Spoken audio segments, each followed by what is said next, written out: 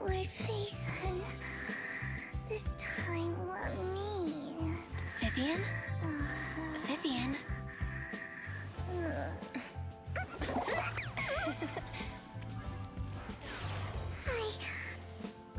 I didn't disturb your sleep, did I?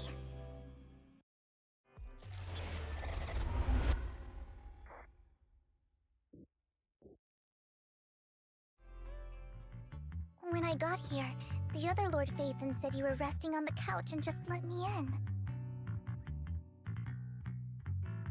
I meant to keep you company while you slept, but then I dozed off myself. Ugh. I was going to sit here looking super cute, hands cupping my face. You know, like the #1 sleepy face I want to wake up to pose. I can't believe I ended up falling asleep myself. What sleepy face? What pose? That was a lot of words in one breath. Are you sure you got enough sleep, Vivian? No, Lord Phaethon. I was just worried that I had disturbed your rest. Just being able to see you sleeping peacefully is already the highlight of my day. No, my entire month. Though it is a bit late, but... Good morning, Lord Phaethon. That was so formal. Feels like you're about to drop some big news after a greeting like that. Mockingbird's death has stirred up quite the storm. I took some time to gather intel. It seems someone deliberately leaked the story that Hugo is an illegitimate child of the Ravenlock family, but I haven't found the source yet. Could it be Hugo's uncle, Hartman? Maybe he's trying to turn people against Hugo and Mockingbird by playing the illegitimate child card. I suspected that too. He could be using Hugo's background to make people believe Mockingbird is just another Top's pawn. To the upper class, Mockingbird may be insignificant, but it has a loyal following among regular folks. But after some digging, I was surprised to find that the public isn't turning on Hugo. They're actually starting to see him in a better light. Some people feel bad for him, some relate to his struggles, and Hartman's the one getting all the heat. Public outcry against Hartman is growing, with many believing he murdered Hugo for his own selfish gain. Tops is hosting an industry summit this week, a responsibility usually handled by the Ravenlocks. But my sources tell me another family has taken over this year at the last minute. If I'm not mistaken, Tops is intentionally keeping its distance from the Ravenlock family due to the current public sentiment. Sounds like Hartman's in a pretty bad spot right now, but we know he's not the type to go down easily. And that's what worries me. Hartman, in all likelihood, must have taken the sacrifice core. And now that he has this bargaining chip, who knows what kind of deal he'll strike with the Exaltists. Sorry for interrupting, Vivian, but I need a quick word with Belle. Oh, no problem at all. I'm sure you have important faith in matters to discuss. Take your time. I'll just be waiting outside. We can't make our guest wait outside. Belle and I will step out instead. Oh, don't mind me, Lord Phaethon. I wanted to browse the videotapes anyway. I'll be right here. Just let me know when you're done. Belle, Lycon's outside the video store. He knows Vivian is with us, so he's hesitant about coming in. He's stressing over what he did to Hugo in front of Vivian, but he really needs to talk to us. Maybe you should go speak with him first. I'll go talk to Lycon. Honestly, neither he nor Vivian is at fault. As proxies, it's our job to be the bridge between them.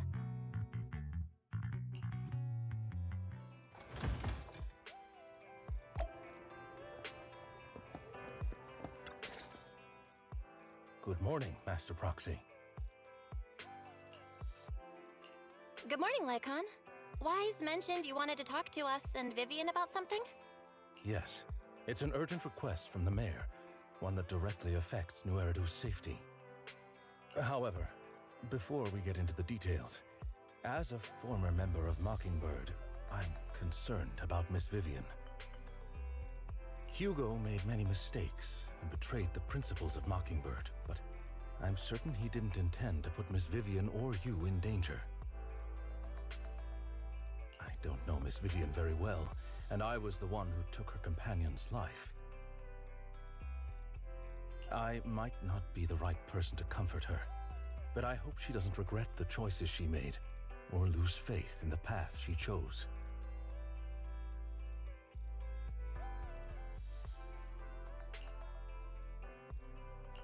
Vivian's doing just fine. She's actually been gathering intel and has a clear understanding of where things are headed. She might be tougher than you think. If you're really concerned, why not just talk to her directly? If you'd like to apologize, it should be face-to-face, right? That's reassuring to hear. I trust your judgment. You've always had a sharp eye for people. Would you mind coming in with me? I'd like to apologize to Miss Vivian in person. No problem. But I'll be staying neutral. Everyone has their own stance on this, and I get where both of you are coming from. As a proxy, I'm just here to make sure you have an open conversation. I'm not taking sides.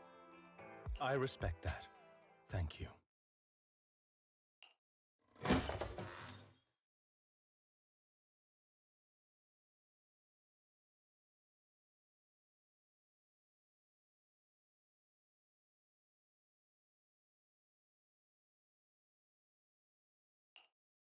Miss Vivian, I'm very sorry about Hugo. You don't have to explain anything. I'm also part of Mockingbird. Mockingbird stands on more than just gain, so it won't fall when fortunes shift. Hugo had his fixations and ambitions. I also have things I must see through. I'm determined to get to the bottom of the Exaltus and the sacrifices. Miss Vivian, as a former member of Mockingbird, you have my deepest respect. You have my word, whatever comes next. I would never harm you or Master Proxy. As for Hugo, please, accept my condolences. Condolences? That's not necessary. Mockingbird has plenty of tricks up its sleeves. This isn't the kind of act that ends so easily. Wouldn't you agree? You're right. Huh? That's it? You two just figured it out? Oh, that was fast. Master Proxy, I believe we all share the same goal. Uncover the truth of the Exaltists and the sacrifices.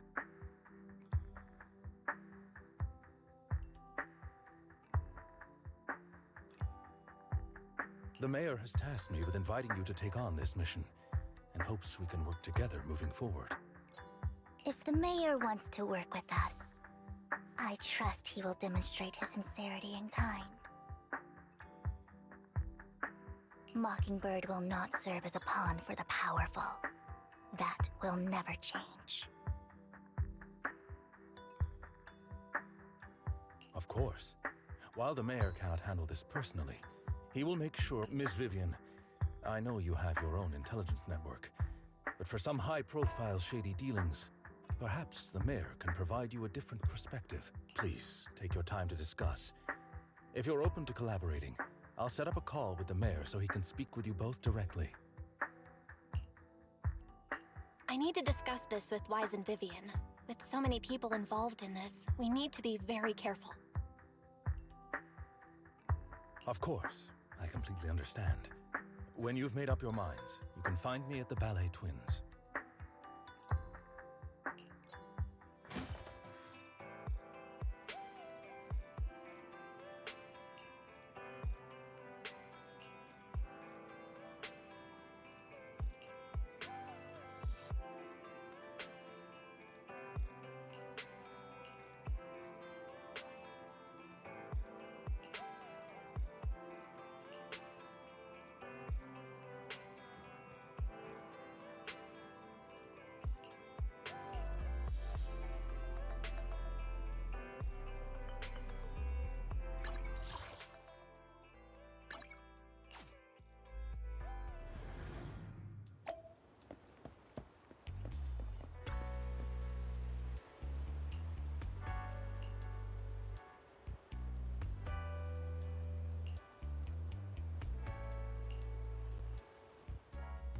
I'll connect the call to the mayor now.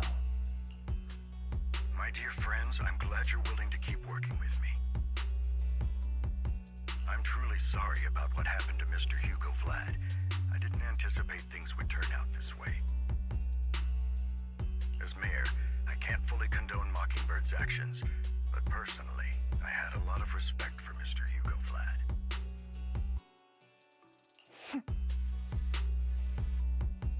I looked further into Bringer's map. The sacrifices were created by an exaltist named Landon, who was active in Janus Quarter. Mr. Landon passed away in an accident a few years ago. Before he died, he was researching sacrifices and was said to have created a batch of serum that could turn living people into sacrifices. The problem was, the serum wasn't stable, and after his death, the recipe was lost.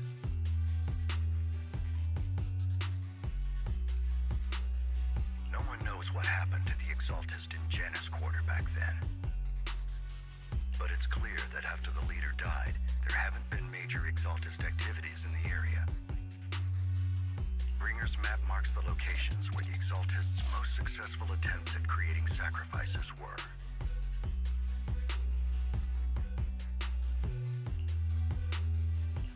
Since this person has already passed away, and the exaltists haven't been active around here for a while, then could it be that this is just Hartman acting on his own? Unfortunately, that's not the case. My sources confirmed that Hartman had been secretly in contact with someone, and they only meet inside the Hollow. Is it possible it's someone from TOPS? TOPS is a huge alliance of corporations. They wouldn't bother getting their hands dirty. Instead, they just sit back and reap the rewards. Everything Hartman is doing is to secure his place in TOPS and strengthen his power within the Ravenlock family. If my guess is correct, Hartman has gotten in touch with the remaining members of the Exaltists that used to follow Landon, helping them create new sacrifices.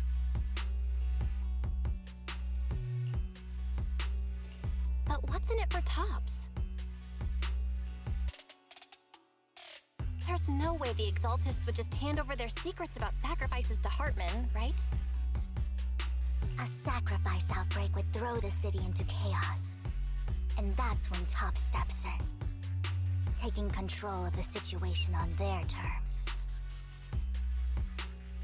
The public will see the mayor as incompetent, while TOPS comes off as the real protectors of the city. And when that happens, public trust will shift towards TOPS.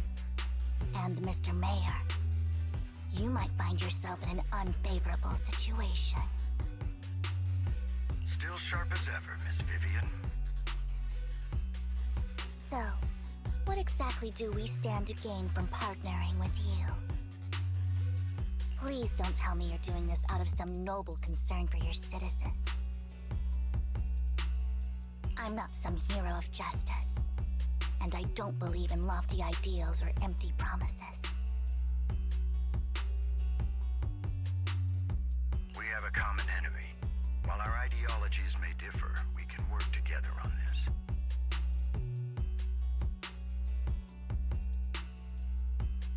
And as proof of good faith, I may not know exactly where Hartman is, but I can fan the flames over Mockingbird's death and escalate conflicts within the Ravenlock family. So it was you behind the rumors. No wonder I couldn't trace the source of the public outcry. I'm not the one who started the rumors. I just helped them spread faster after they leaked. And I pulled a few strings to make sure the story painted Mr. Hugo Vlad as a heroic figure who was unfairly persecuted. As I said before, I had a lot of respect for him. And I'd be happy to clear his name.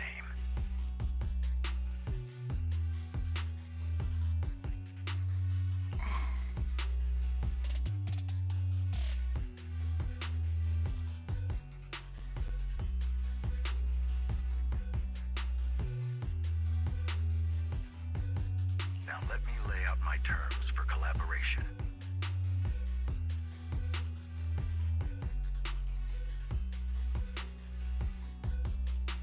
After looking into it, I found that the dormant sacrifice you discovered wasn't the only one.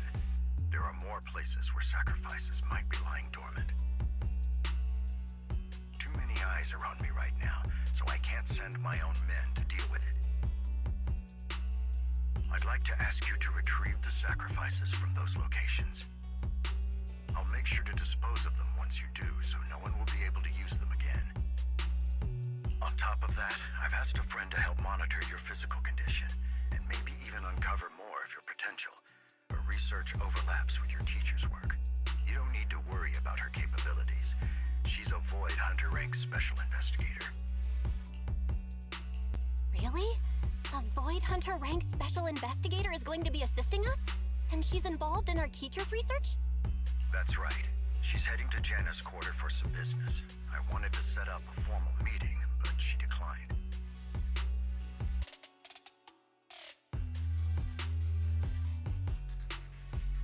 She prefers to assess things on her own, and will reach out when the time is right. She'll let you know the details then.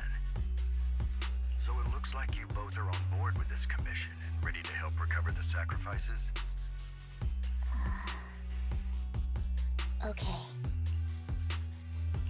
We don't want New Eridu falling into chaos either. We'll do what we can. I know you won't let me down. Given our positions, we might not be friends, but we're definitely not enemies. I'll leave the rest to you then. I've got to go. Goodbye.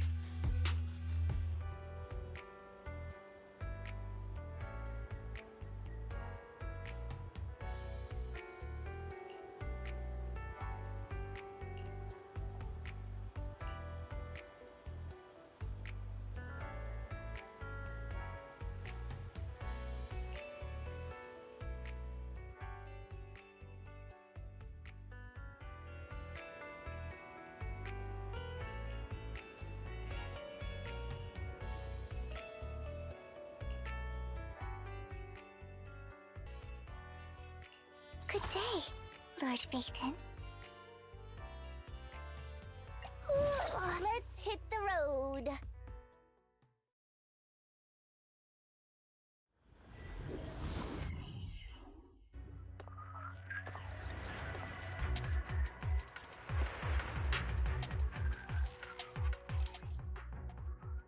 Lord Phaeton, thank you for trusting Mockingbird and me.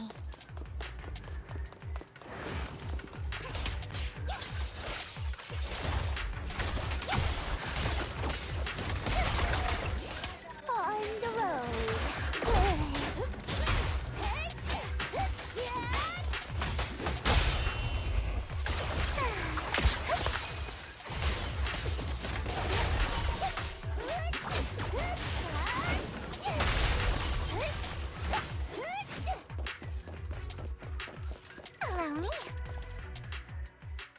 someone already taken the dormant sacrifice from here? Or did the Exaltus decide to relocate it? No. If these dormant sacrifices aren't handled carefully, they could awaken and turn against anyone nearby. She wouldn't risk moving them unless it was absolutely necessary. Did she realize the mayor was looking into this?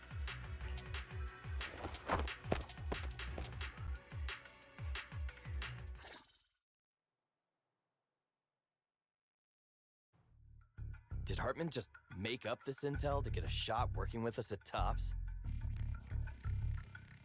I've been walking around forever and haven't found a thing. The Ravenlocks have always been a shady bunch. No surprise they've gone downhill over the years. I heard they were pretty loaded back in the day. What kind of business did they run?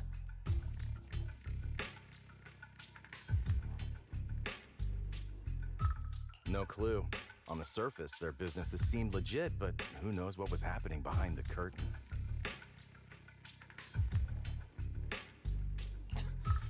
Probably something with the sacrifices. I mean, how else would he know about the dormant ones left around here for years?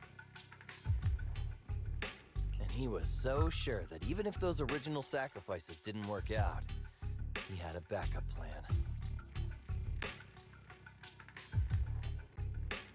Backup plan? What could that be?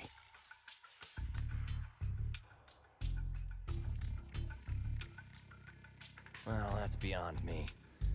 I just happened to overhear something while I was next to Mr. Edmund one day.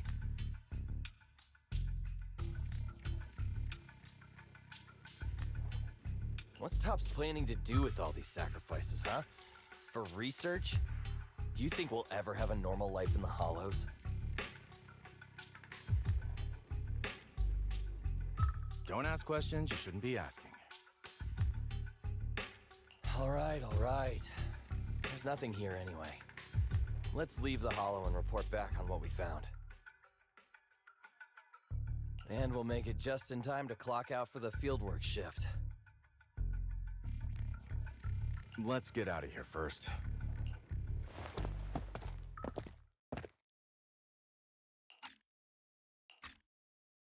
Hartman, that fool. He'll do anything to get into Tops, even if it means playing with fire.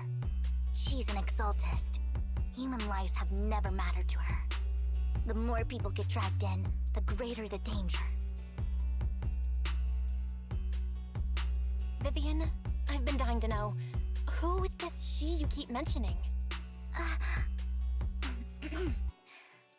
I apologize for losing my composure. Please don't mind me. The she I'm referring to is with the Exaltists. Someone I have a history with. That's why the moment I heard about the sacrifices, I felt compelled to uncover the truth. I never meant to hide anything from you. It's just that, for me, the Exaltists bring back painful memories. And I'm not ready to face them yet. So, Lord Vathan, please give me a little more time. Once I've... Sure, I won't pry anymore. Everyone's got a past, and you don't have to dig up old wounds if you don't want to. I can see the Vivian I know now is super brave and kind. I believe you've really put in the work. Lord Vathan, if we weren't in such a hurry, I'd spend 3 whole hours singing your praises. I'll make note of this and make sure to get it done before bedtime. First things first, let's track down those dormant sacrifices. The Exaltists have probably realized someone's after them by now. I wish we knew what Hartman's backup plan is. Phew. I just can't shake the feeling that something bad is about to happen.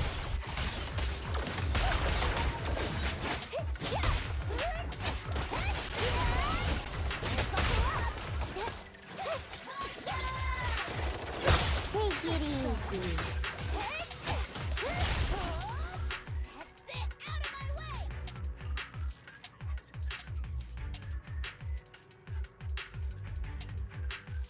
Hugo may have done terrible things, but he had his reasons.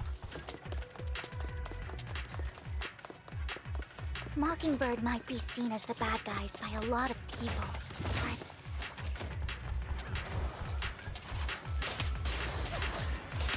Ironically, joining Mockingbird is what put me on the right path.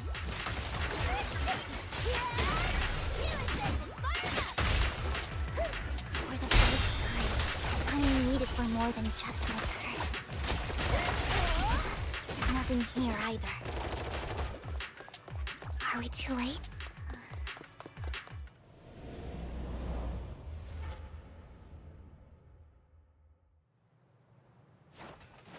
Oh my.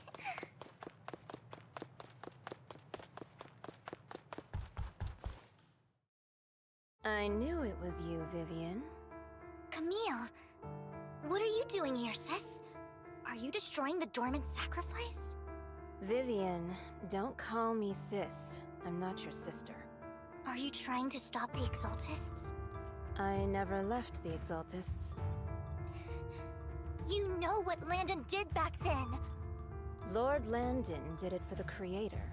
His methods may have been extreme, but they were necessary. Back then, you walked away. You should do the same now. We didn't meet today. Take your friends and leave. What's wrong? Are you being forced into this? I can help you. Help me? Like how you helped her? Vivian, you're crying. You see me, don't you? No, You haven't changed a bit, Vivian. No need to hide your tears. I know exactly what's ahead for me. You've made your choice, and I've made mine. One last piece of advice. Stay out of this. She loathes you. I won't tell her we met today. Don't show yourself around us again. Camille!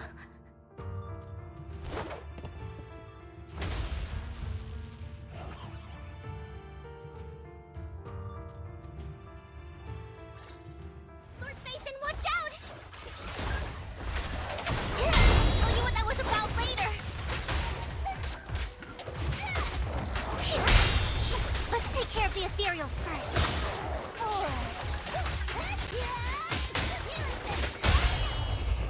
What an eyesore. Notice me, Lord Phaethon.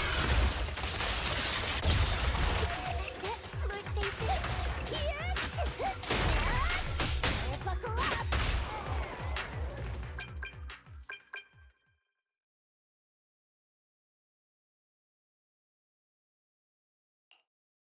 You two took longer than I expected. Did something happen? We searched the coordinates the mayor provided. Most of them were already empty. No dormant sacrifices. Camille, the Exaltists have been actively destroying the dormant sacrifices. The Exaltists? There's no reason for them to go after the sacrifices, right? Vivian is telling the truth. I saw it too. And one of them is someone I once knew. I thought she would leave the Exaltists after Landon's death, but she stayed. Do you have a history with the Exaltists, Vivian? When I was a child, I stayed with the Exaltists for a while. Back then, Landon was one of the most respected figures among the Exaltists in this region. A lot happened, and after Landon died, I left. I can't turn a blind eye to the sacrifices. I know all too well how many lives have been lost bringing them into existence. Ever since I learned a sacrifice had appeared in Janus Quarter, I haven't been able to stop worrying. I won't let history repeat itself. That's why I asked Hugo to investigate, starting with the Sacrifice Corps. Vivian. Please stop. I'm not looking for comfort. I'm just recounting the story for you to understand the situation. We've got bigger things to focus on. But when I do need comforting, I'll come straight to you. I hope you'll make time for me, Lord Phaethon. Just so you know, I'm not the easiest to console. No worries. I'll totally have your back until you're feeling better. Okay, back to the matter at hand. That conversation between those two TOPS employees back in the Hollow is still bothering me. They said Hartman had a backup plan, and that got me thinking about some news that was quietly swept under the rug. Lately, there have been mining accidents in Ravenlock-controlled areas. Many workers have died. The families were paid off with huge settlements, way more than usual. No protests, no controversy, and the issue was buried. But considering the Ravenlock's financial position, why would they be so generous with payouts? That sounds sketchy. Are you saying they made up the accidents and the workers' deaths? Precisely. I don't think those workers died in mining accidents. I'm planning to reach out to some old friends, see if they've heard anything about this. Do you have time, Lord Phaethon? My contacts are just near 6th Street. Care to join me? I'm in. Let's go together.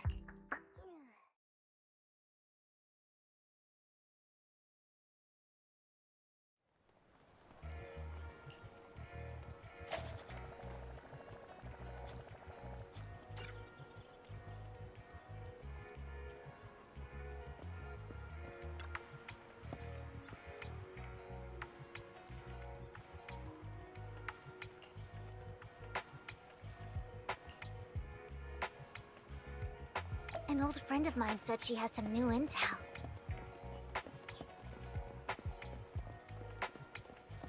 She's like a mentor to me. I learned a lot about data scraping on Internet thanks to her.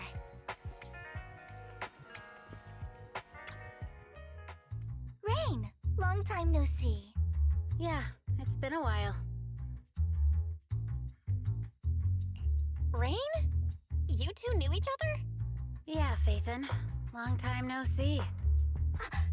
Rain, you actually know that Lord Phaethon is Lord Phaethon? No, I mean, you actually know Belle is Lord Phaethon. I didn't know right away. One time, I needed a favor from Nicole. I only found out after meeting them. I mean, who would expect a legendary proxy to be running a video store for a living? Oh, by the way, your idol... Rain, let's not bring up old stuff. Lord Phaethon wouldn't be interested in that. Why are you all tense? Right! Lord Phaethon lives on 6th Street too, and might know your idol. Remember when you traced that post on Internet to 6th Street and actually went to check it out?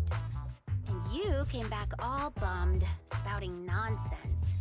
Like there was only a black cat at the location, and maybe your idol is actually a talking cat. Or something like that. I know that black cat. I'm always sneaking its snacks. Lord Phaethon, please, let's drop this topic. Come on, Vivian. It's been years, and you still won't say who your idol is. If you'd just let me, I'd have tracked them down ages ago. I get it. You want to find the person who's important to you on your own. But you've tried so hard already. It's okay to lean on me a little, you know. I'm sure your idol won't hold it against you. I shouldn't have come to see you. Huh? What's wrong? Hey, Rain. Vivian said you might have some new intel. So let's get to the important stuff first. All right, let's get down to business. Here's something I'm pretty sure about. The Ravenlock family's claim that those missing workers died in an accident? Don't buy it. The last signal from those workers was near the Hollow, then communication went dark. I think they were taken into the Hollow. And yesterday, I picked up that the Ravenlock family secretly hired some people to search the Hollow's perimeter. I caught a weird distress signal from someone and managed to track down the source. When I tried to reach out, the signal cut out completely. The last trace of the signal was near Lumina Square. Finding someone in real life isn't really my thing, so that's where you come in. Okay, We'll check things out. You just said this is something you're sure of. Do you have anything you're unsure about? I dug up some info online, and one thing stood out. A few days ago, there were some creepy sounds coming from an abandoned warehouse by the port. The place was locked up, so no one could see what was happening inside. Not sure if it's related to your search. If you don't find anything useful around here, it might be worth checking out. Well, that's all I have for you. Thank you, Rain. Don't get all emotional on me now. I'm just helping out a friend. This one's on the house. Consider it payback for the favor you did me last time. But if you still want to find your idol, hit me up. I've been curious for what... Alright, don't worry about it. I'll manage it myself. Stop being so nosy, Rain. Nosy? Nah, just professionally curious. What kind of person is worth all this searching, huh? But honestly, whoever they are in real life, they've become a part of you. You've come a long way in this search, Vivian. I much prefer the person you are now. So if you find this person, don't chicken out. Go meet them. People will appreciate you for who you are. Rain. I might not care about the real world or what it'll be like, but I hope everyone I know can live a good life. I'm counting on you to save the world, guys. Alright, I have other business to take care of, so I'll leave the rest to you.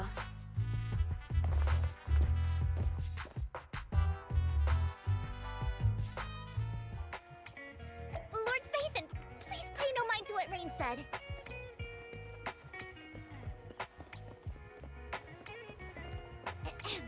That big guy's up ahead. Let's hurry.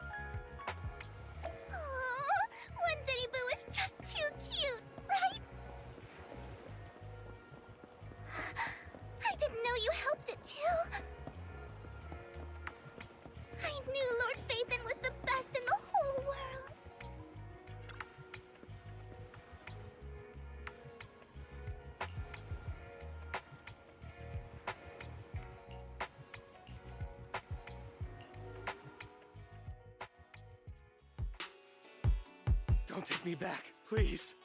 I was wrong. I know I messed up. I don't want your money anymore. Please, no. Calm down. Who are you? I won't say anything. Just let me go.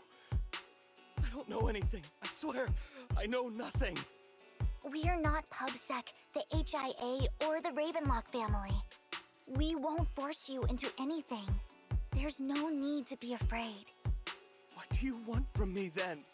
We simply want to know where the Ravenlock family took you and what they made you do. I can't say. I can't tell you. I have a family. They'll hurt them. You never saw me. Please, just stop asking. Don't you wish to see your family? I don't deserve to see them. It's my fault. I was greedy. I did this to myself. But your family must miss you dearly. I'm sure they won't blame you. No, it's my fault. It's all on me. I don't want to drag them into this. If the whole ship is sinking, no one on board can escape. I'm just a nobody. And right now, there's nothing I can do to change anything. If you care about your family and friends, now is your chance to stop the disaster before it's too late. Even a butterfly flapping its wings can send a tsunami surging across the ocean.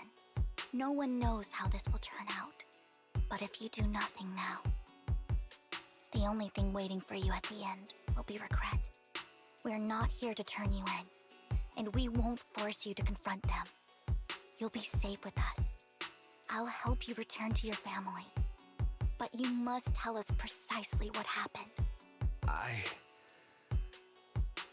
Hartman offered a huge amount of money, looking for workers to go into the hollow to guard something. The money was way too good. We all kind of figured something wasn't right. I thought it was just smuggling or guarding some kind of illegal ether resources, so I signed up. After we sent in our applications, Hartman's men took us into the hollow. The first place we went, there was a strange box. When we got there, they handed us some pills, saying they'd improve our aptitude for ether, for us to last longer in the hollow. But after I took them, everything went fuzzy. Something was definitely off about those pills. When I woke up, I saw my coworkers dead in front of me. And there was blood all over my hands. They said something about me being a good experiment, moved me somewhere else, and locked me up. They wanted to inject me with something. I got scared and didn't know what was gonna happen. But then a blonde guy found me, gave me a carrot, and let me go. So I escaped. I didn't want to kill anyone. I don't know. It wasn't your fault that your coworkers died. You were just a tool in their hands. Do you remember the place they first took you? Do you know what was in that box? I only remember the first place was like a rooftop. I think it was on top of a tall building. What exactly was in that box? I can't remember. I'm not lying. Those pills they gave us, they make you hallucinate. I took just one and my mind felt like it wasn't my own. My memories turned into a blur. I'm telling the truth. I'm not trying to run from my mistakes. I just really can't remember what happened. I know you're not lying. We'll arrange for your protection. You can rest easy and recover, and your family won't be dragged into this. Once this is all over, you will be able to reunite with them.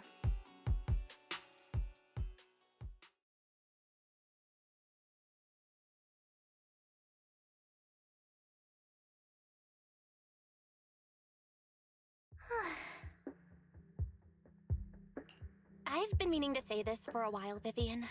You're just so calm and decisive when things get tough. Totally different from the impression you gave me at first. Actually, I wasn't always like this. I used to run away when things got tough. There was even a point where I just wanted to disappear. As if my very existence was the source of suffering. I wondered. Perhaps leaving it all behind could put an end to the pain.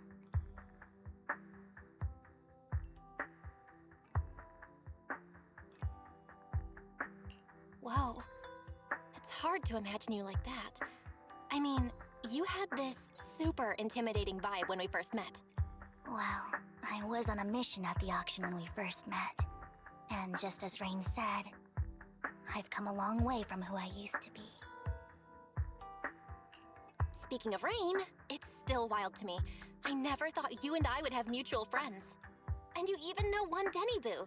Can you believe we might have passed each other so many times without even realizing it? Enough about me. Tell me more about you, Lord Phaethon. Where have you been? And what have you experienced? Looking back, I feel like I've been through a lot lately. My brother and I even lost our Phaethon account. Oh, everything started when the Cunning Hares took something from the Red Fang gang.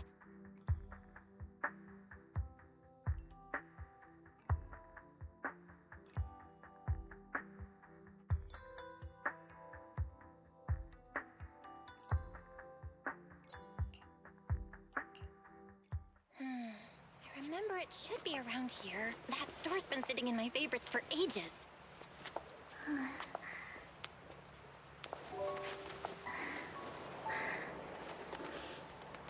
Lord Phaethon! What's up? I've seen that black cat on 6th Street. That harmonica in the outer ring you mentioned. I've heard it before, too. I've even been to the monument outside Hollow Zero. But none of that was a coincidence. It was me.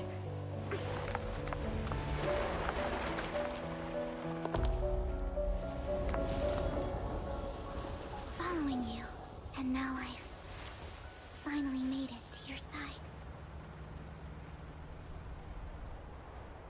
Ever since I was little, I had been seen as the bringer of bad fortune.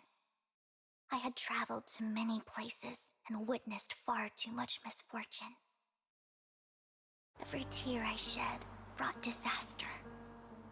I've heard too many curses to count. I loathed my tears as much as I despised my own existence. Wherever I stayed, tragedy followed. I had roamed too many places, and each time, it ended the same way. I didn't know where I could go anymore. One night, I stumbled upon a post discussing me. Whether they knew me or not, everyone seemed convinced that I was the source of the curse. Some mocked me with cruel intent. Some wished I would vanish, and others speculated maliciously. It really seemed that my very existence was a disaster. In that moment, as darkness enveloped the city, I saw lights flickering to life all around New Eridu. So many lights, and not knowing where to go, I thought, if only I could disappear into those lights. I made up my mind, and right then, my phone rang. I decided to take one last look. I wanted to know who left me my final message from this world. It was you, Lord Phaethon. Wait, really? Me? Yes. And I checked with the other Lord Phaethon. You were the one using the account at that time, but I know you probably don't remember it. After all, it was just an ordinary day, with an ordinary post and meaningless comments online. But for me, it was the night I finally realized where I could go. I wanted to walk the paths you had walked, see the sights you had seen. And then, one day, share it all with you, face to face. What did I even say in that comment? I can't remember off the top of my head. Well, you'll have to figure it out for yourself. I'm not telling you.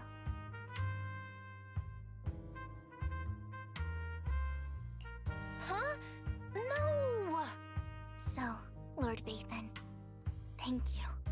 Not only for that comment you made that day, which was a silver lining for me, but also for giving me the courage to become who I am today. The Vivian standing right in front of you now, Lord Phaethon. I truly like who I've become.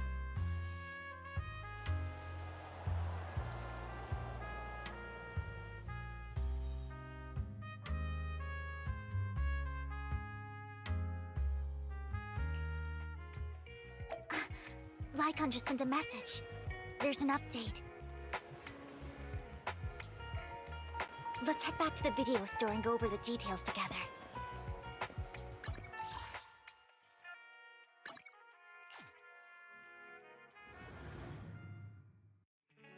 Belle, you're back. Lycon told me he wanted to meet up with us online to discuss things when you returned. I'll call him now. Master Proxy, Miss Vivian. The gentleman Rena brought back has stabilized and calmed down now. Based on his account, we've identified where Hartman is hiding the core. He also mentioned that Hartman plans to trade the core with a group of people. We suspect that this group consists of members from the Exaltists. I knew it. Now that we have the location, it would be splendid if we could seize the sacrifice core before they do. Precisely. We hope you can head to the location as soon as possible to secure the sacrifice core. We've got this. I have other matters to attend to, so I'll leave the retrieval of the sacrifice core in your capable hands. The mayor's friend that he mentioned before will also be assisting you this time. The target coordinates have been shared with her, and she'll meet you there. Please ensure your safety, and I wish you all the best.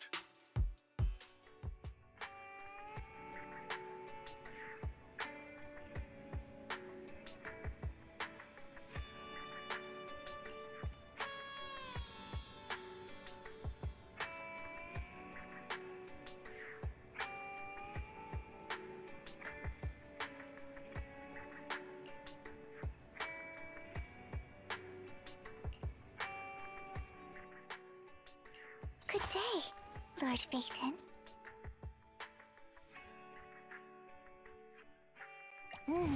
Let's take a break.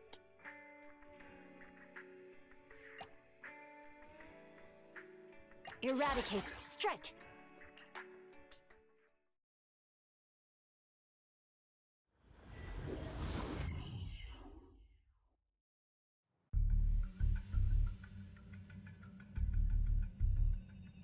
Where's the sacrifice core? Camille, you really think I'd stroll around with something this important? Plus, even though the Ravenlocks and the Exaltists have been working together for ages, I've hardly even met Lady Dina. I'm the one offering the sacrifice core here. I'm curious what Lady Dina's got lined up for me in return? I'm just here to verify that the core you mentioned is real. Once that's sorted, Lady Dina will give you a proper response. Our partnership isn't just talk. We need to be sure you have what we need before moving forward. Sure thing. I'll take you to where I keep the core. Once you verify it's legit, have Lady Dina come over. We'll lay everything on the table face to face. All right, lead the way. It seems Hartman is trying to bargain for more. What a greedy and insatiable man. It's just that... why would they only send Camille for something as important as the sacrifice core? And I can't shake the feeling that Camille doesn't want Hartman and Dina to meet. Why is that?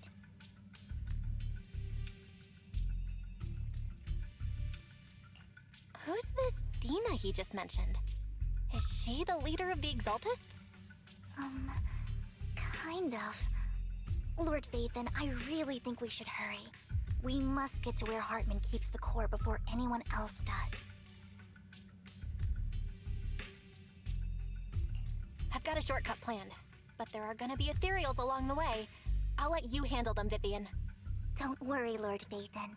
You're in capable hands. I'll ensure your safety.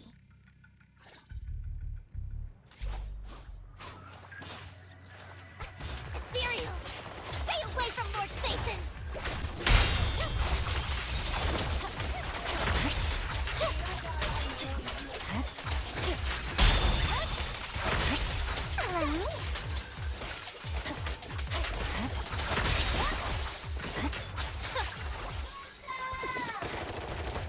like Hartman's trying to negotiate for more leverage.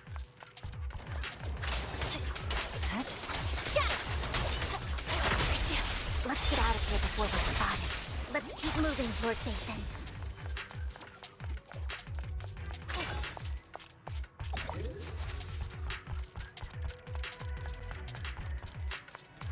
Leave the enemies to me, Lord Dathan. Look around.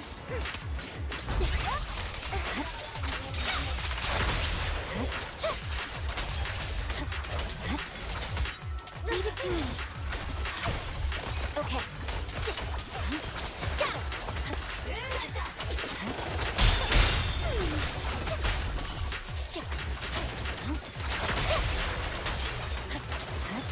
They're still over there.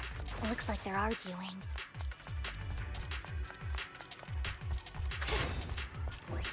This is our chance. No matter who has the sacrifice core, Hartman or the Exaltists, it would be really Hand over what's in the box. Let's hurry and secure the sacrifice core.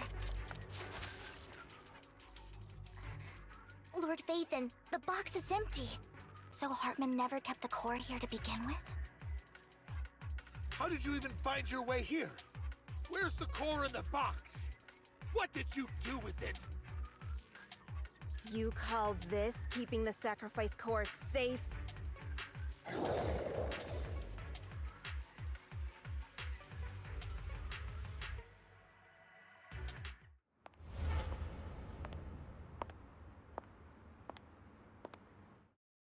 Vivian, it's been ages. Dina! Oh my, you actually remember me. So sweet. Look at you, thriving. I thought you'd totally forgotten about our past. So, tell me, do you ever dream about the people you've killed? Are they crying in your head all night? Back then, I had no idea. You had no idea? While you were soaking up all that love from Daddy and everyone else, you had no idea what was going on? I wasn't... Lady Dina, Miss Vivian didn't actually... Camille, when did I say you could meet up with Hartman today? I just wanted to make sure the sacrifice core is legit. I was worried Hartman might try to pull a fast one on us. Really? So loyal. I thought you'd be more like the old days. Just a few words from Vivian, and you'd be plotting my demise. Just like what you did with Father. I won't, Lady Dina.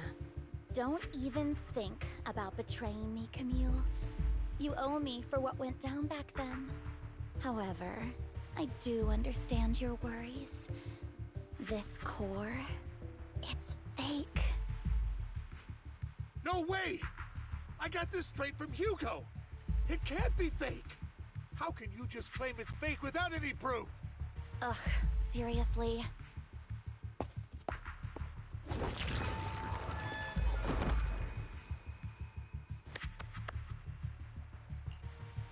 The sacrifice core can max out the ether particles within human bodies in no time at all.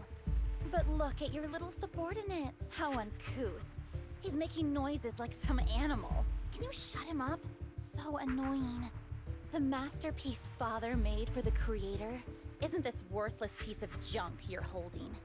So, the real core. Vivian, where do you think the sacrifice core is really at? I don't know. If I knew where the real core was, I'd destroy it without a second thought. Dina, you understand what the sacrifices are. And you know those who were blessed should not have to endure such horrors. Oh, they shouldn't have suffered those horrors. Weren't you the one who decided if they'd be blessed or not? If it weren't for your tears, how would they have encountered such misfortune? How self-righteous, Vivian. Their fates were in your hands. It was you who brought disaster on them. Landon just needed an excuse. He needed someone to blame.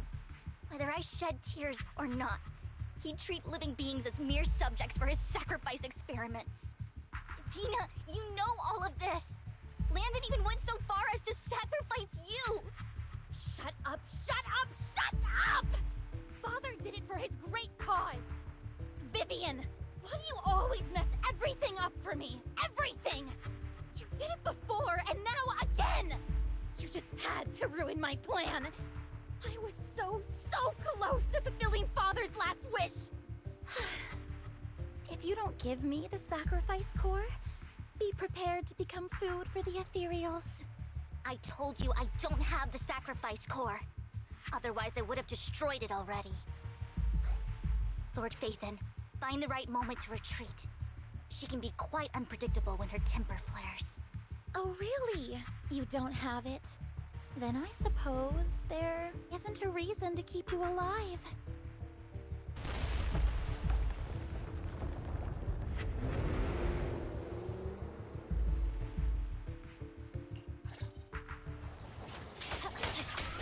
More ethereals are coming. Too many. No chance to get out of this. Right.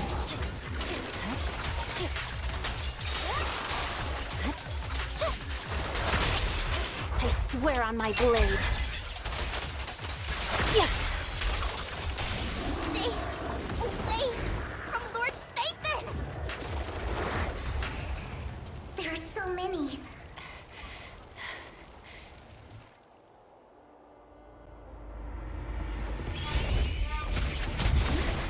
It's ink.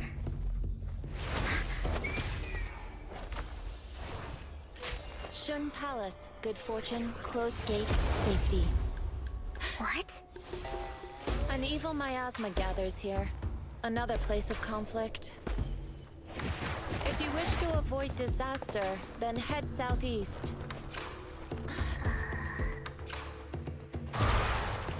Now! Thank you.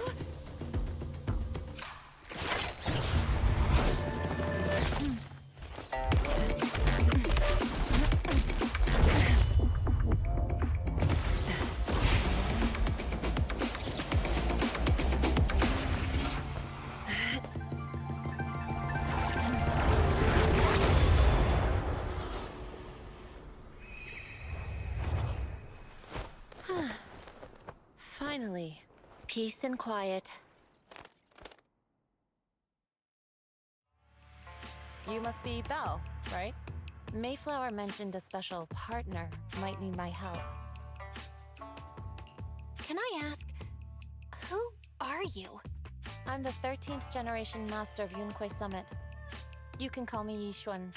Mayflower passed along your info, and I was curious what kind of person you are, so I came to see.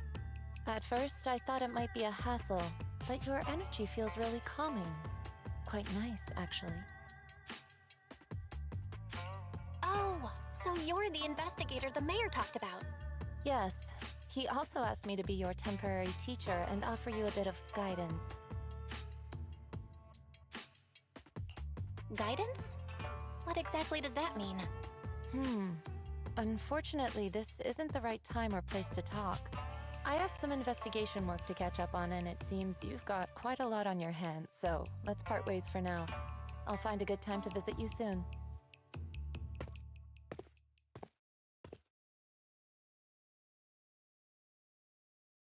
I'm so sorry, Lord Phaethon. I'm just not feeling very well.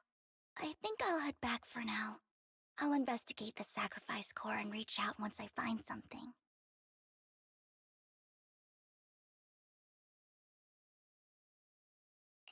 You definitely need some rest.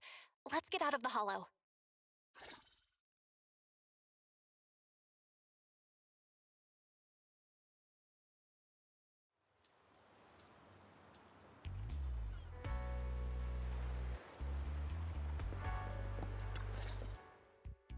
Lord Phaethon, are you going to rest now?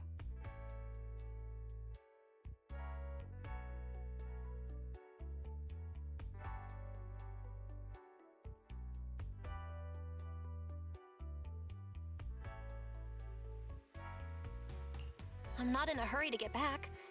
You've been kind of off since we got out, and it's got me worried.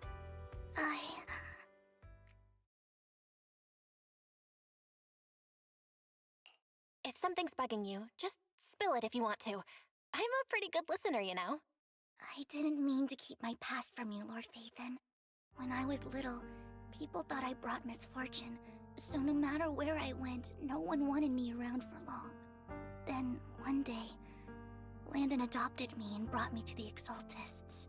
There, I met Dina, who was so kind to me, treating me like a dear sister. She told me her father, Landon, was a great man who'd one day make everyone stop fearing the Hollows, so all life could live freely inside and outside of them. Dina helped Landon pick people for the blessing, and everyone in the Exaltists respected her greatly. Those who received the blessing would have a better ether aptitude, allowing them to enter the Hollow freely without fear of sudden disaster. Back then, Dina would chat with me every day, always about the Exaltists and her father. But things between us shifted when Landon asked me to step in for Dina. Landon told me I didn't only bring misfortune, and that if I listened to him, I could actually help people. After that, he'd take me to meet people, and if I shed tears, he'd give them a blessing medicine. Those who got the blessing could dodge calamities. At first, I was ecstatic, thinking I could help others. I shared my joy with Dina, but that was when she started to pull away from me.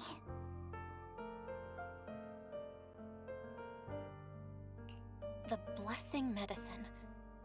Please tell me that wasn't the sacrifice serum Bringer had? Yes. To be precise, it was an early version of the sacrifice serum. Landon's medicine wasn't stable. The medicine Landon developed could boost abilities quickly, but also sped up the development of ether corruption. In the end, most people turned into ethereals, and a few became sacrifices, losing all human consciousness. The ethereals were killed while the sacrifices were given to the higher-ups of the Exaltists. The Exaltists wanted the sacrifices to hold human consciousness, so Landon's medicine was seen as a failure, and he gradually lost influence within the Exaltists. One day, I saw Dina, and tears streamed down my face. In a bid to save his reputation, Landon decided to let his own daughter receive the blessing. I had always thought that getting the blessing was a good thing, until I saw terror in Dina's eyes that day. That evening, I broke Landon's rules for the first time, and followed him out of the Exaltist's residence. I trailed him to the Hollow, where I witnessed someone who had been blessed becoming corrupted. In the end, that person became an ethereal. Then, without hesitation, Landon killed him. Before Landon returned, I went back to the residence and snuck into his study. And there, I uncovered the truths I just told you. And just a few days later, it was time for Dina to be blessed. I wanted to save her and stop anyone else from getting deceived. So, that day, I told everyone present that Landon should be the one to receive the blessing, not Dina. At first, Landon argued, and no one believed me. But, in front of them all, I looked at him and let my tears fall.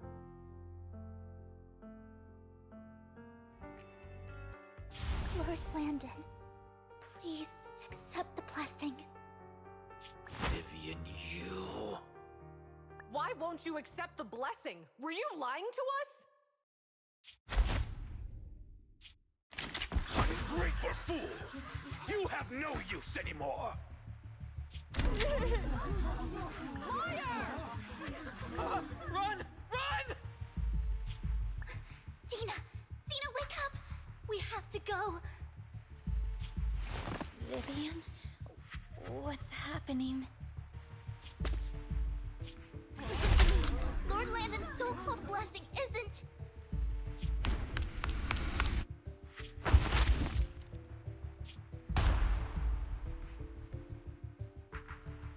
Father!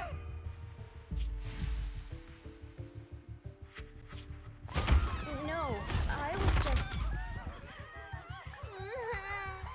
Mom, I want to go home. It's got nothing to do with us. That's what happens when you don't accept the blessing. Vivian, was this you? Tina, I just didn't want you to accept the blessing. Everyone who does ends up... I just don't want to lose my father. You knew? If you knew what he's done, you... He's my father. He's all I have. Stop being self-righteous, Vivian. You only ever bring misfortune.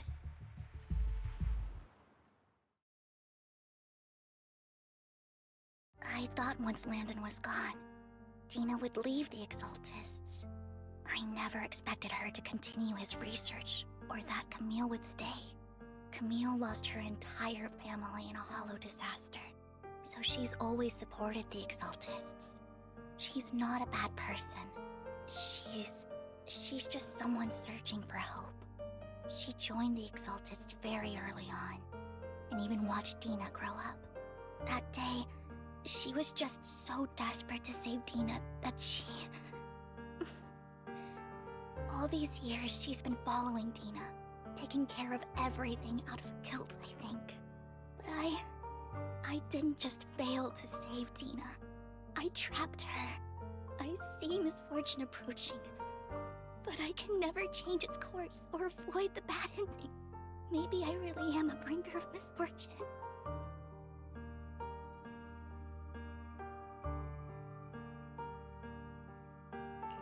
No way. You're not the one bringing bad luck. Whatever went down with the Exaltists, Landon used you. As for Dina and Camille, they know the truth, and they just made their choices. The Hollows and the disasters they caused took more than just their loved ones. But not all survivors cling to obsession and hatred like they do. Lord Phaethon. You need to believe in yourself. You're currently resolving the sacrifice crisis with your own effort. I remember you saying you really like yourself now. So what's changed? Yes, that'll always be true. Thank you for listening to my story today. Years have gone by, but I've never had the courage to face all this. Maybe Dina and I were meant to meet today, so I could finally spill it all out. It lightens my heart a little. Lord Phaethon, you truly are a wonderful listener.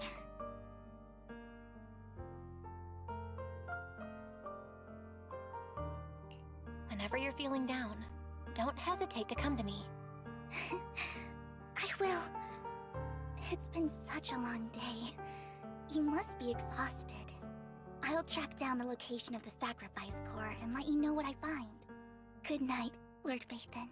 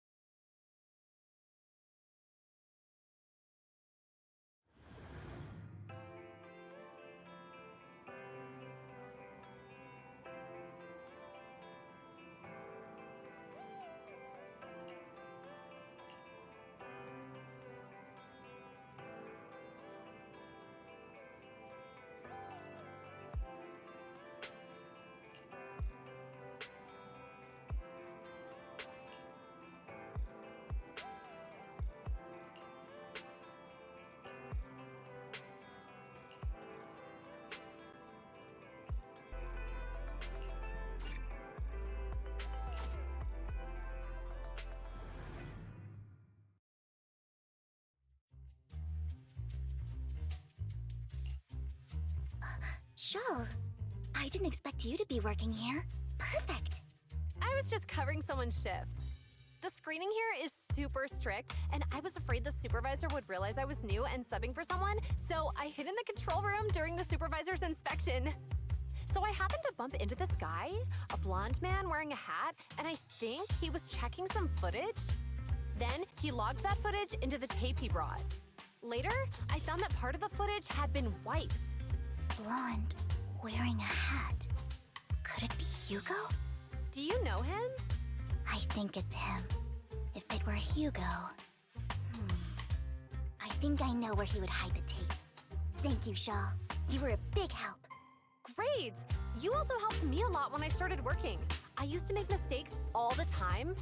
If it weren't for you cleaning up my messes, I would have been fired ages ago. So I'm happy I could help you too. All right, go ahead and do what you need to do. We'll catch up another time.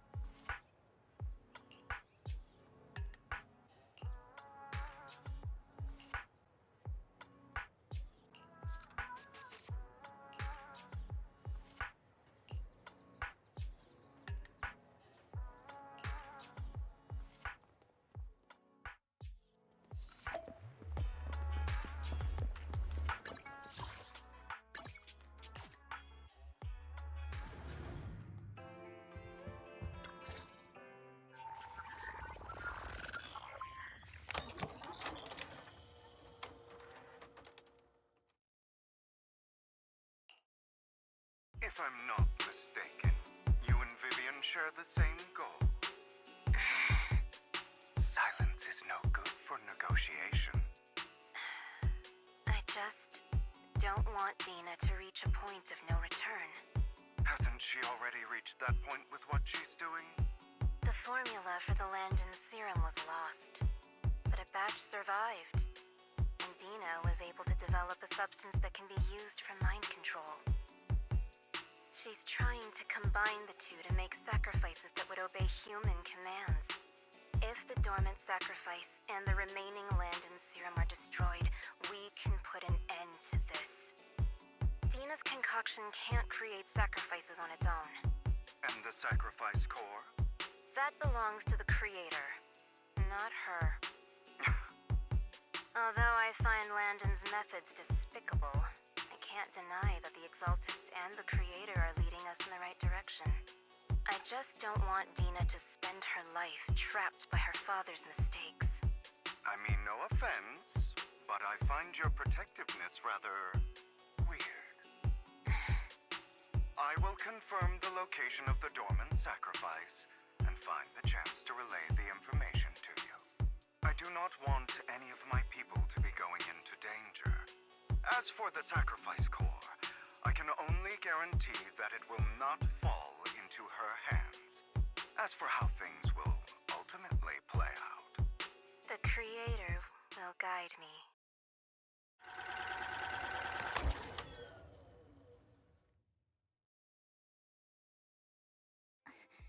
Camille was actually destroying the dormant sacrifice?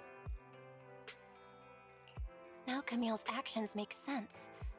But why did Hugo never tell us? Hugo... he... Belle, Lycon said there's something urgent he needs to discuss with us right now. All right, let's patch him in. Master Proxy, I apologize for disturbing you. We have just learned that the Ravenlock family will host a banquet tonight. This banquet is rather special, as they're allowing members of their family to invite business partners to attend. With Hartman at the center of controversy, there are many members of the family who are eager to use this opportunity to replace him. The mayor has been spreading rumors of a young tycoon who inherited a sizable fortune and is looking to partner with a person from an old and influential family. This information has lured a young man named Burton from the Ravenlock family. So, you want me to pose as this tycoon and use Burton to infiltrate the banquet? Correct. And Hartman's study is also located within the venue. I see. Hartman's study might hold valuable information. So, what should I do? You can attend as her +1. +1? Lord Phaethon, please go with me! Master Proxy, it seems Miss Vivian requires your presence, so... Yes, just your presence will help me immensely!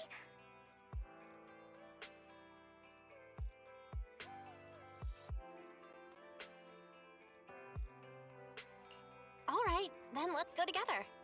I'll send you the time and place for the meeting with Burton. If you encounter any danger, please evacuate immediately or contact me for backup. I hope everything goes well for you tonight.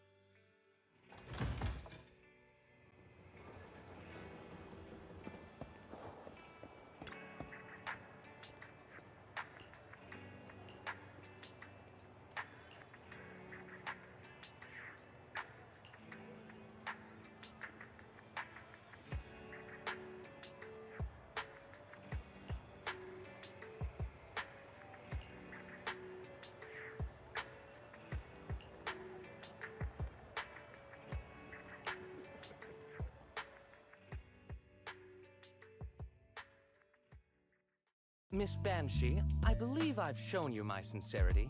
Now how about you? Sincerity? My presence here is a show of sincerity. If we're to work together, Miss Banshee, you should drop your pretentious act. I am well aware of the ways of the Ravenlock family. If I were to come empty-handed, I probably wouldn't even be able to make it out the front door tonight. Since I agreed to come with you, and even brought along my most precious companion, does that not show my deepest sincerity? No need for such an off-color joke. Our door is always open for those coming or going. We both know what's what, so let's cut the small talk. I know far more about how the Ravenlock family made their fortune than most here. I am also well aware of why Hartman, despite such a massive scandal, still remains in power. Oh? Do tell. Exaltists, blessing, sacrifice, Landon. Where would you like me to start? How did you know that? No, who are you? Don't be so tense. If I'm not mistaken, it's It's about time the banquet began. My companion and I are practically famished. Is this how you treat your guests? By letting them starve? Perhaps when we've had our fill, we'll remember where the sacrifice is hidden.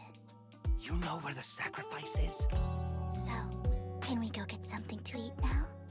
And I'm also looking forward to receiving a special dessert from you. We can discuss what you wish to know while we enjoy dessert. Of course. I wouldn't let such an important guest discuss matters on an empty stomach. As for dessert, I will prepare it myself, and I guarantee it will satisfy you. I'll come find you later. I wish you a pleasant evening.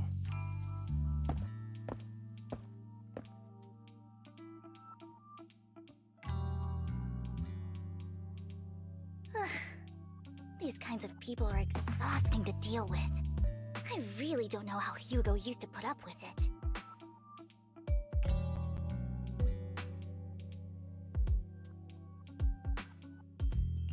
What did you mean by dessert just now? I couldn't really follow. Hugo taught me that bringing up dessert in such situations is a way of telling the other party they need to offer more. Fortunately, that old fox Hartman is terrified of losing power. He's definitely keeping the destruction of the sacrifice and the fact that the sacrifice core is fake hidden from the other family members. Otherwise, Burden wouldn't have been so willing to raise his offer. Lord Phaethon, let's find Hartman's study when the banquet is at its busiest. All right, I've already taken note of the surrounding terrain. Once more people arrive, we'll enter the garden through the door in the corner of the banquet hall. Wherever you go, I'll follow, Lord Phaethon.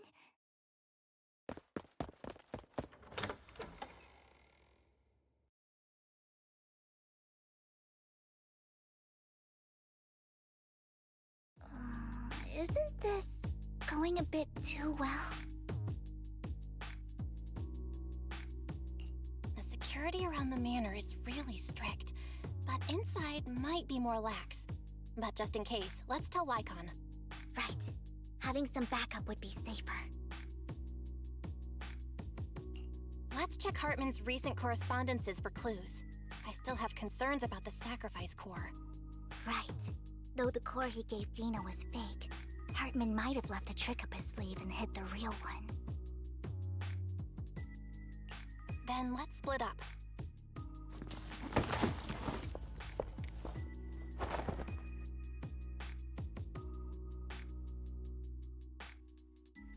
Esteemed guests, is the catering at the Ravenlock family banquet not to your satisfaction? So much so that these two distinguished guests felt the need to come to my humble office to scavenge for food. Don't want to come out? Well, after all, you don't have long left. Burton, that greedy idiot, fell for the mayor's trap. But I never expected that he would bring you into my territory. I suppose I should thank him. Otherwise, I would have had to go to great lengths to eliminate you. Vivian, Phaethon, give Hugo my regards. Tell him I shall be taking the wealth and power of the Ravenlock family for myself.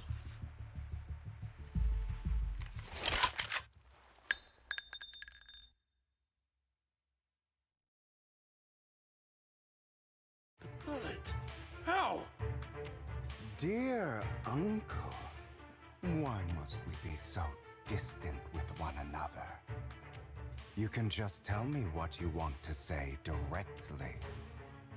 Hugo! Impossible! You're... Uncle, you must know a Ravenlock will never stop until they get what they want. Did you really think I would be defeated so soon, when I have yet to trample you into the dirt? You filthy bastard! You only know how to resort to these petty tricks! Petty tricks?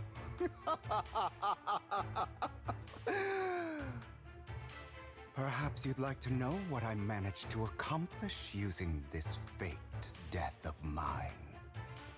My dear uncle.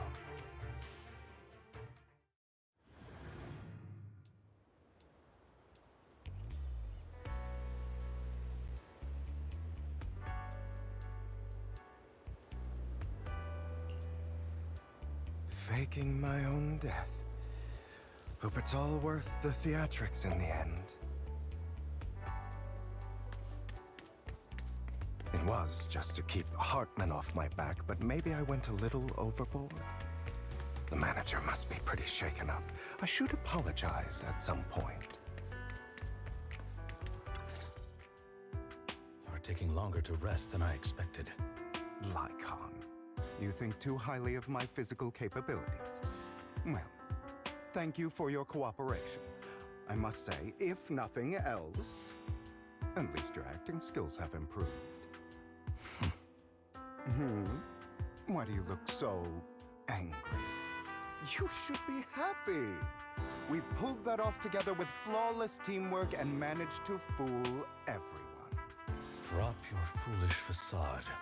I'm glad you still remember the code we set all those years ago. And thank you for ensuring your sleight of hand didn't deteriorate. Oh, right. I should also thank the blood bag hidden in my clothes and our other props. Do you remember when we last used this trick? It was probably ages ago. Sometimes I really don't understand you. Have you never thought about what the consequences would be if I didn't understand your code? If I decided against helping you? Or if I just couldn't control my strength properly? You'd understand it. Of course, if things really did go awry, I had alternative plans. You wouldn't be so arrogant as to think I'd bet everything on you, would you? You're insane. No, I'm flattered. So what exactly is the purpose behind all this? Surely after going to such great lengths to erase your own existence, you don't just plan to hide here and reminisce about the past with me. Don't try to brush this off. I've already helped you enact your plan. Tell me the truth. Don't get your tail in a twist. I have more plans that require your assistance, so naturally I would not hide anything from you. Simply put, as things stand, whether as Hugo Vlad or as Mockingbird, I am doomed to die. Seems you've made quite a few enemies. As a member of the Ravenlock family, I negotiated with Edmund and managed to obtain resources from Tops for my future plans. I also confirmed what attitude they held toward your master, the Mayflower family. Meanwhile, I used my identity in Mockingbird to strike a deal with Hartman and gather information on their collaboration with the remnants of the Exaltists. That's where I got my intel on what Bringer left. Oh, by the way, the crime declaration letter that your dear mayor received, that was also sent by yours truly. He's probably figured that out by now, right? Though I'm not sure if he told you. The mayor learned about the sacrifice attacks through his own means, but lacked an opportunity to take action. That warning letter was precisely what he needed. You aren't hopeless yet. How delightful. In short, I'm more well-informed than your lot because I get around, dealing with all these different important figures. But of course, it comes at a cost. It's only fair. After all, you can't hide the smoke from a wildfire. Rather than trying to carefully tame it and risk setting yourself alight, it's better to let it burn free. When I helped you put on your little act, killing you in front of everyone, you left the sacrifice core to Hartman. That was intentional too, then? Oh, yes. And it worked like a charm, didn't it? Now no one cares for me anymore, and all eyes are on Hartman. A perfect situation for keeping the Ravenlock family in check while dealing a cutting blow to the Exaltists behind them. Another crucial point is Vivian and Phaethon. I must sever any ties they have with me or Mockingbird. Although I feel bad for Phaethon about what happened, but it had to be done. That's the only way they would be safe, allowing the plan to continue. I noticed that you never turned your blade toward Master Proxy. So, those words you said back then were also... I will bloody my hands. I will carry the weight of my sins. I will become the Abyss. Obviously, it was all an act. My acting has always been impeccable, as you know. Hugo, you're taking such a tremendous risk. Why? Would you believe me if I said it's for justice? But unfortunately, it's not. I want revenge on the Ravenlock family. And I will make sure that despicable excuse for a human being, Hartman, suffers a slow, torturous end. Of course. I also promised Vivian that I would help her investigate the whole thing with the Exaltists. That's all. You don't look too good. Is it your wounds? No. This is the first problem I plan to resolve. Lycon, do you have a place that is sufficiently discreet, quiet, and can take a lot of damage?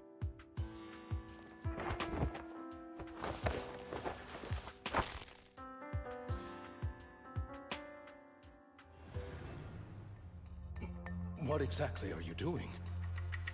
Don't look at me like that. If I didn't have to do this, I wouldn't. Hartman recently obtained a bizarre substance, most likely from those crazy Exaltists. After use, it allows control of the victim's mind, to some extent. You were dosed with it? To be more precise, Lycon, I deliberately allowed Hartman to put this drug in my cup to facilitate our previous collaboration.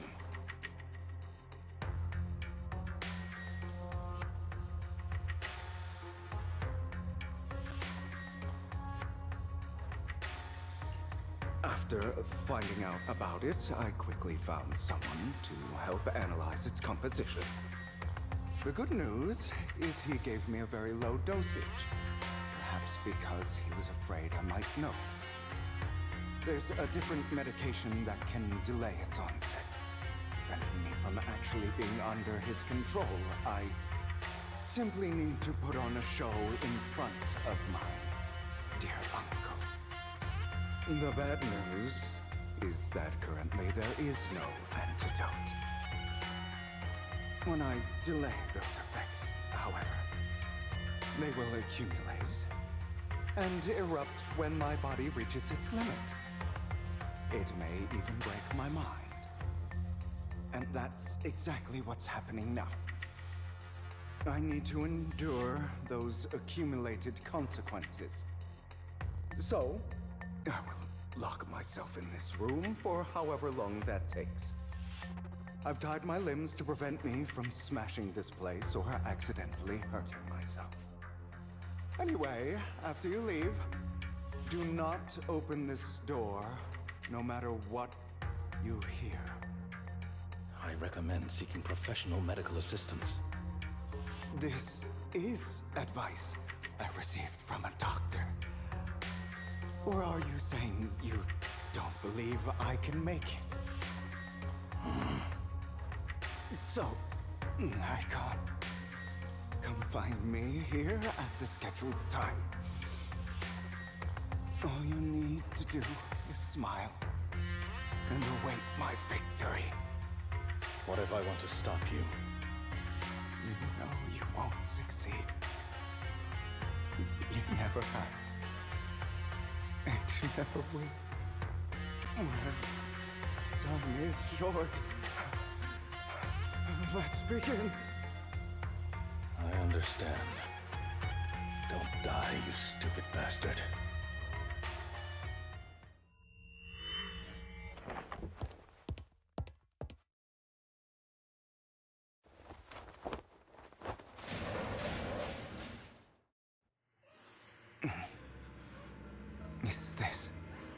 Because the side effects haven't worn off yet.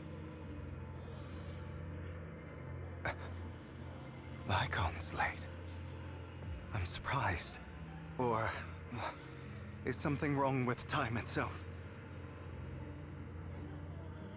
Looks like someone's over there. Might as well go ask.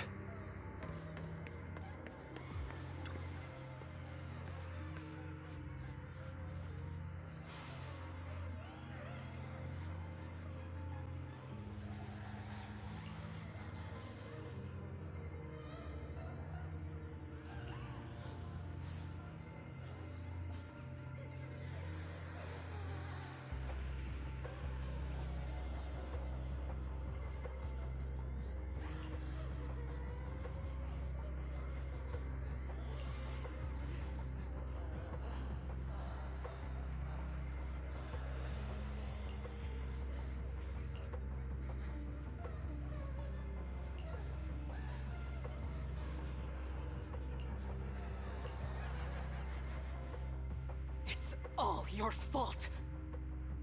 I wish I had never given birth to you!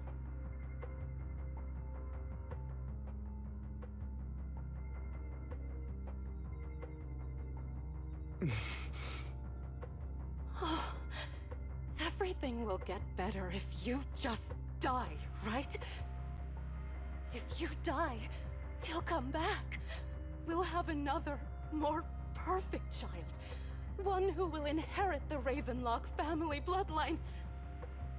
Then I'll be able to escape this pain. So, Hugo, for the sake of Mommy's happiness, just die, okay?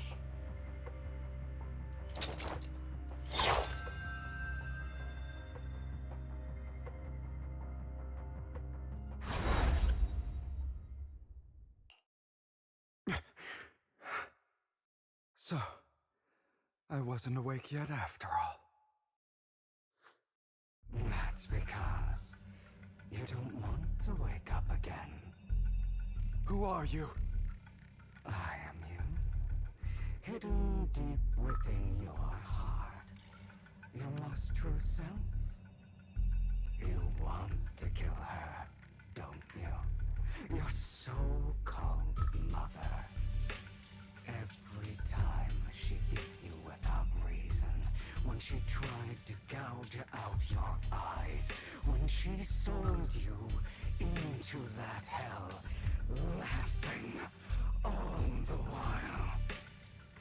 You wanted to be the one to end her life. Why not admit your hatred? As you are, you can hunt her down and make her pay for the living hell of a childhood she made you suffer. Yes, I hate her. I hate her because she was foolish and shallow, greedy and stupid. I hate her because she doesn't deserve to be a mother. She did everything she could to try and get into the Ravenlock family, believing she could live a life of luxury without having to do anything and never realizing she was a pawn, discarded from the very beginning. So she chose to blame me. Blame me for my heterochromia. Blame me for my very existence. But I won't kill her, because I know it won't change anything. She was incapable of loving me, just as she is incapable of loving herself. Have you been brainwashed by that dog? Keeping up the act of being some magnanimous and forgiving fool? Don't compare us. I've simply come to understand love or hate. I make my own choices, and they have nothing to do with anyone else. She sold you to the Ravenlock family for a huge sum of money. She used that money to start a new life with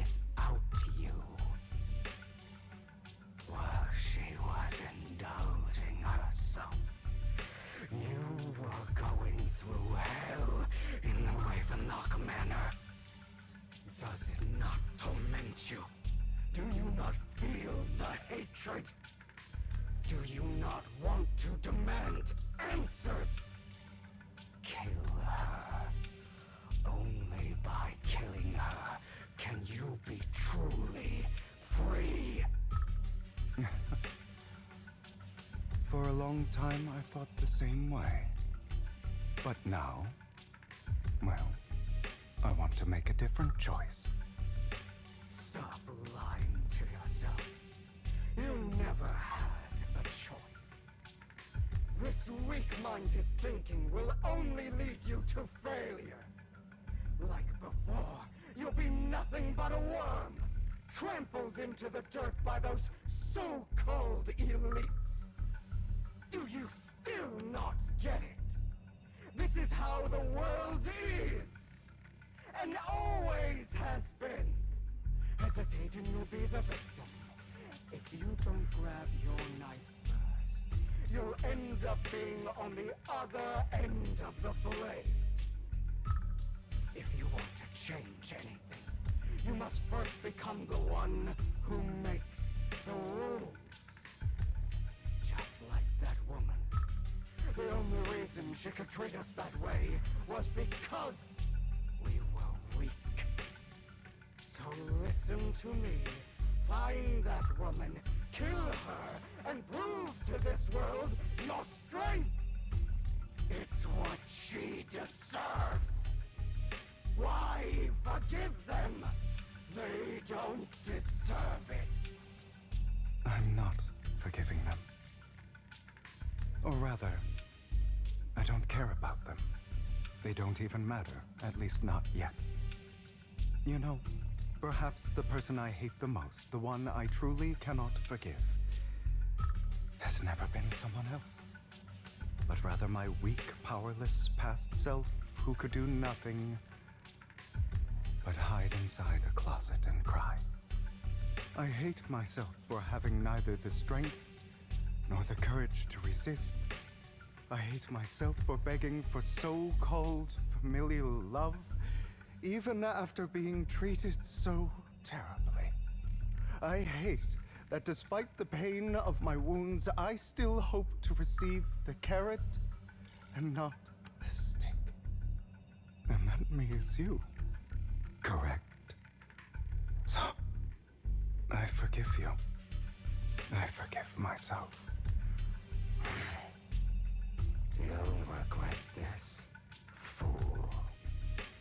Your pretty words mean nothing. You will ultimately return here to me.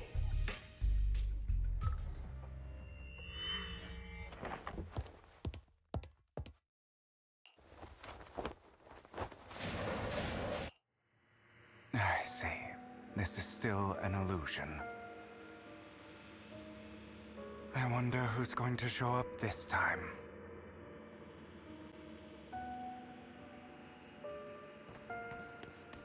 Brother! Hugo, let's play hide and seek! I'm already hiding! You'll find me, right? Like you always do! Serena.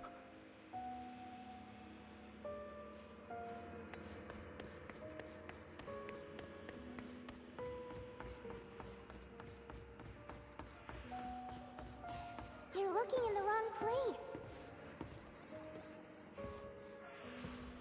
I found an even better hiding spot this time. Harder to find than any place you showed me.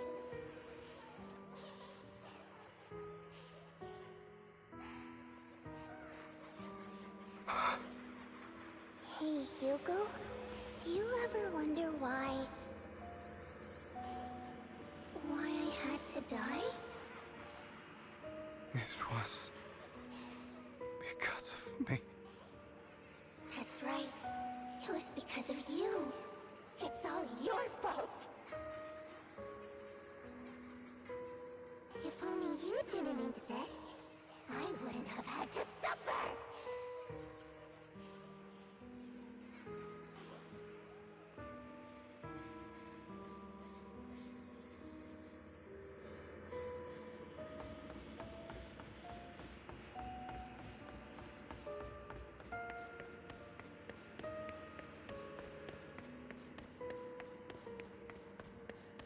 still looking in the wrong spot. I can't believe you still haven't found me after all this time.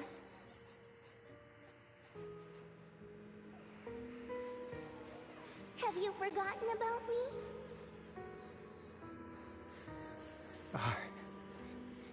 I haven't forgotten. It's okay. I'll forgive you.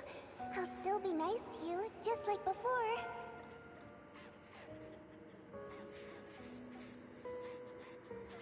I was the only one who was ever nice to you, wasn't I? Yes. Then tell me, why do good people always suffer? Why is kindness always punished instead? Tell me, Hugo, why?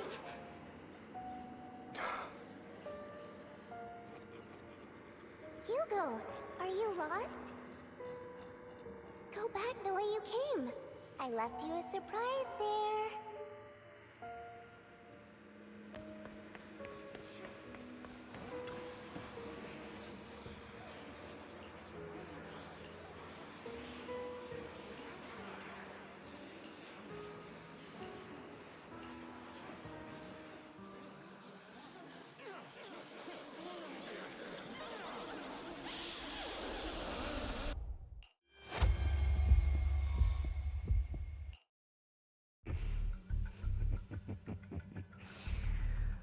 I told you that you would eventually return.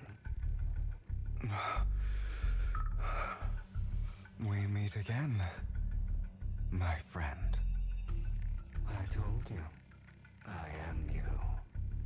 The side of you that you've always tried to deny existed. Of course. I know. This time it's about Serena. Right? Yes, your half-sister. And the only child in the Ravenlock family who was kind to you. Unfortunately, it was her kindness that led to her untimely death. It was my fault. I don't like the way you blame yourself. Because that means I'm to blame as well. And I don't think I did anything wrong.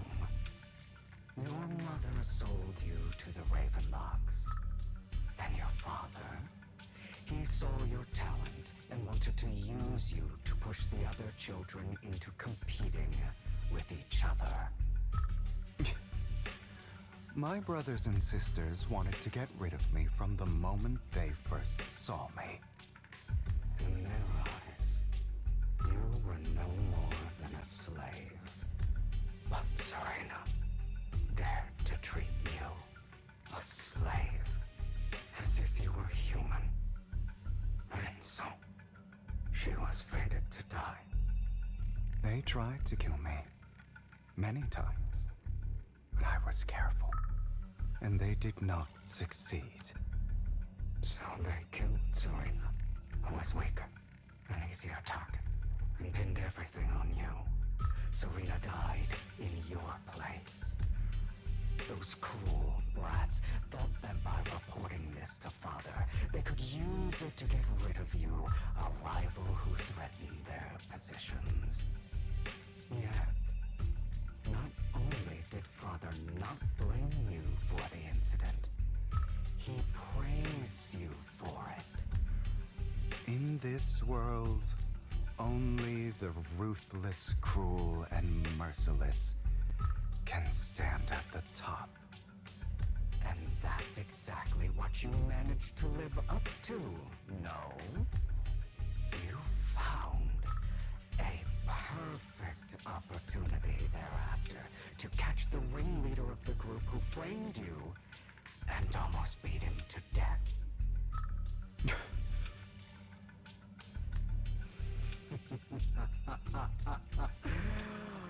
Oh, you should have seen the expression on your face back then. Oh, crazy.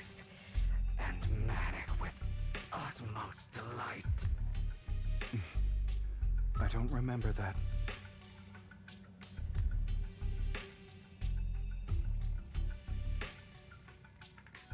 Here you go again, trying to deny your desires.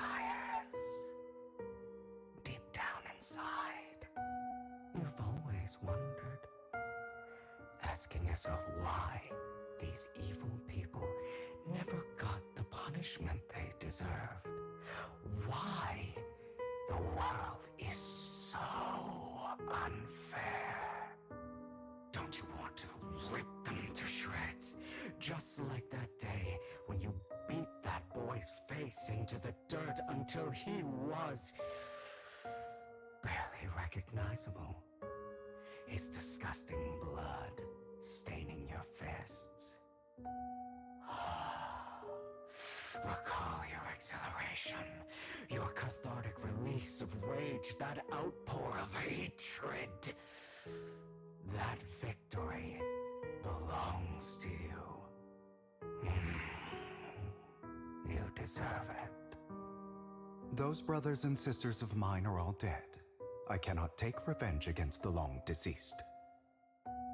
They died by Hartman's hand, dying in the power struggle to become the Ravenlock family's heir, rather than by our scythe.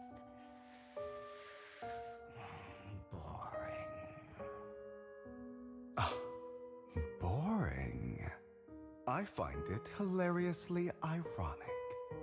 Children who would murder their own kin for scraps of power dead at the hand of their uncle who followed their example. Is that not karma? Power struggles pitting kin against each other, betrayal, suspicion, and hatred between people of the same blood. It's like a curse written into the Ravenlock family's genes. Laughably stupid.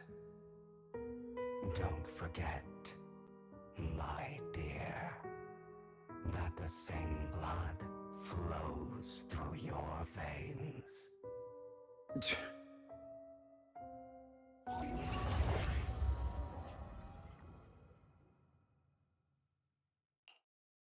That's right, my dear nephew. No matter how much you deny it, the blood of the Ravenlock family flows through your veins. Survival of the fittest. Only the strongest deserve to live. Only the strongest deserve to rule. This is the path of success that has led the Ravenlock family to victory countless times. A blessing and a curse etched into your flesh and blood. As long as you live, you'll never escape the mark of family. You are destined to one day become someone like me, like your father.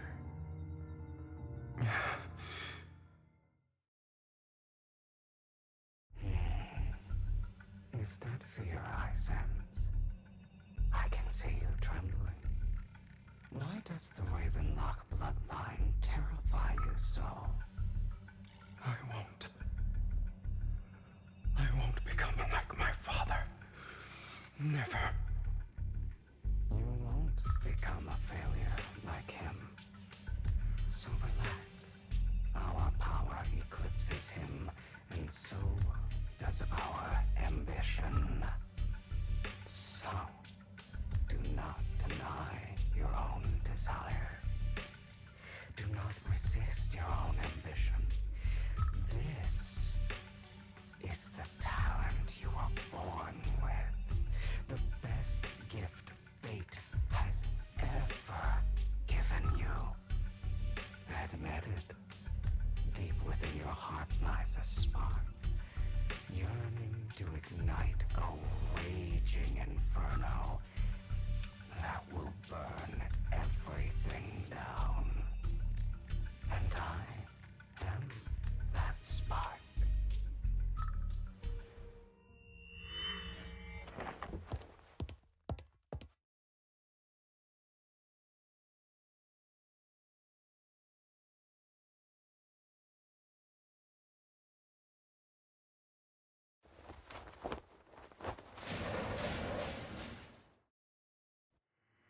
Lycon. Never thought I'd be this genuinely thankful to see you.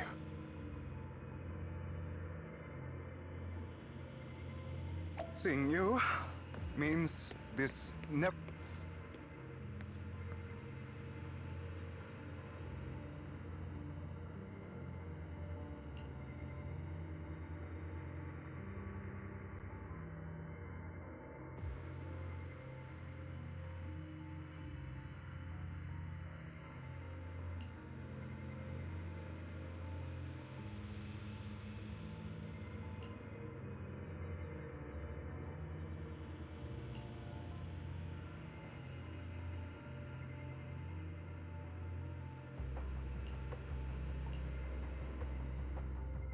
I don't want to hear something like that from you. You have no idea what that man, my father, is really like. A person who stops at nothing for their own interests and ambitions. Just like what you're doing right now. And what do you think I'm doing this for? All of this was part of your plan. You knew where the Ravenlock family was going to be, so you set Mockingbird's target there. To seek revenge, you plotted to assassinate your own father, but he was too vigilant, and you failed. After almost being assassinated, your father was furious and locked everyone in the hall, but was unable to find the assassin. And what a coincidence that a hollow disaster just occurred in the vicinity. So he used it to eliminate all the unfamiliar faces there, turning them into victims of the Hollow, an easy feat for the Ravenlock family. So, the one who killed innocents was my father, not me. You knew what choice an extremist like him would make, and you used the chaos to once again attempt an assassination. This time you succeeded. You killed your own father, at the cost of innocent lives. Admit it, Hugo. You don't care about anyone else. The only thing you care about is your revenge. How is that any different from your father? Enough. I'm tired. I may hate him for betraying me, but he wouldn't say something like that. What? You aren't Lycon. You're the other me, hidden deep within my heart.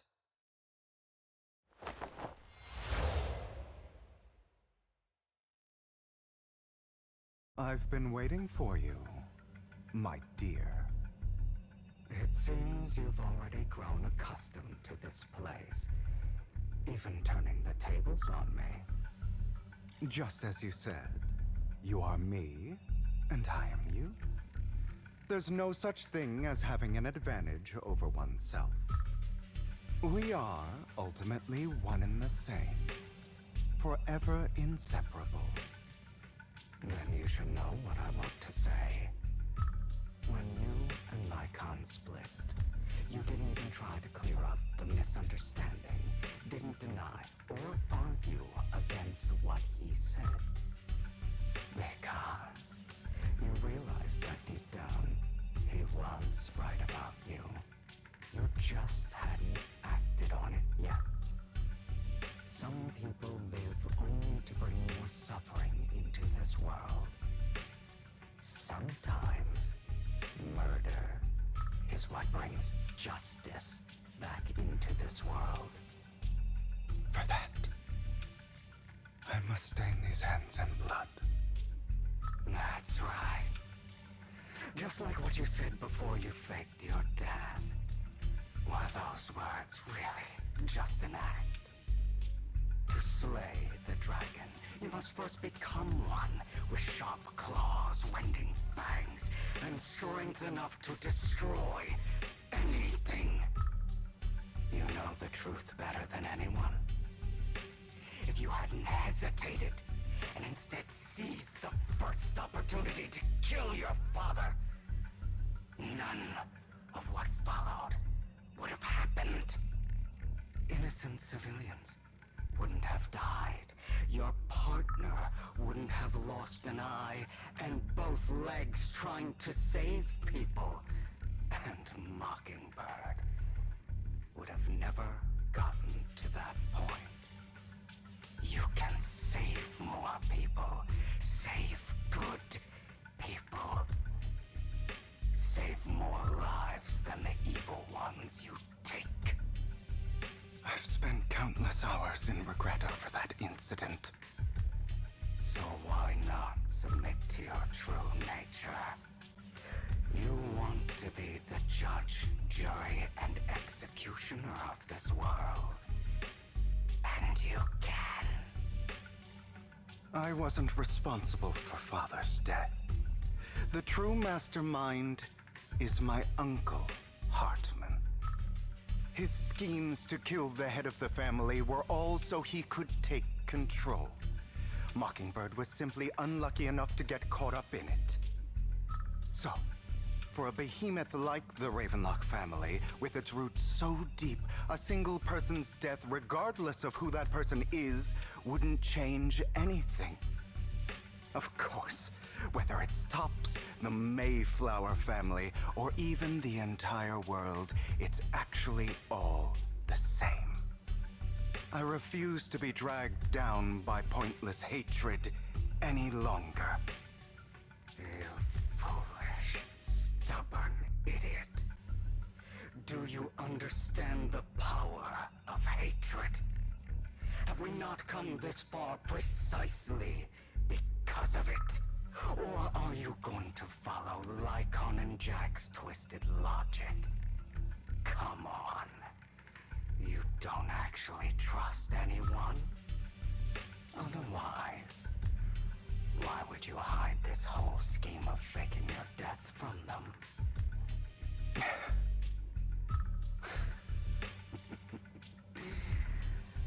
You've built an impenetrable wall around your heart, keeping everyone out. Of course you are right to do so. No one in this world can be trusted. Always. All you'll receive is hatred from your own blood and no love. Suspicion from your companions, and betrayal that comes all too easily. But the most ridiculous thing is that you want them to trust you. You stay silent and long for them to notice your suffering.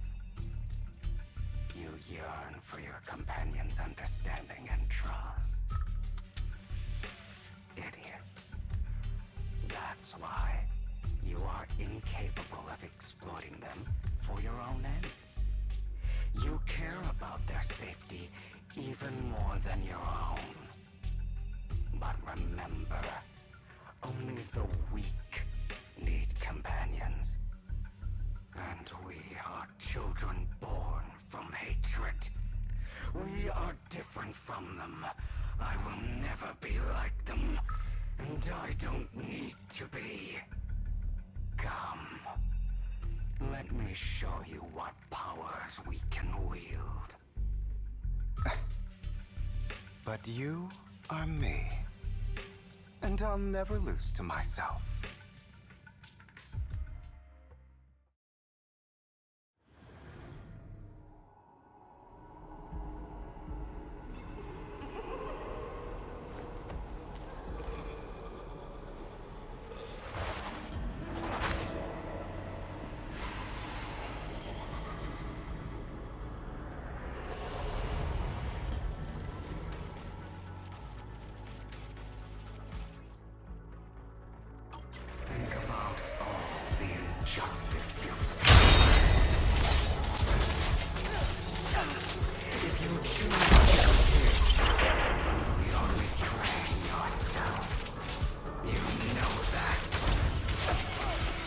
Letting you consume me would be the real betrayal to myself.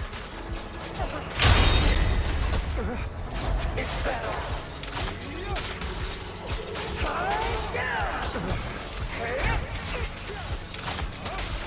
I have you now.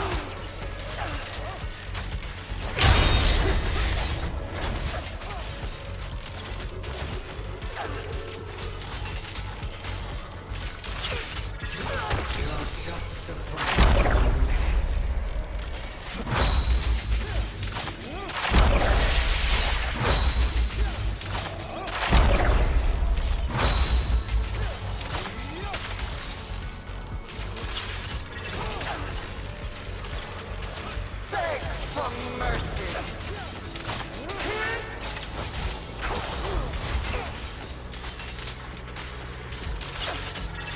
You're too scared to face yourself. What you truly desire. Pathetic.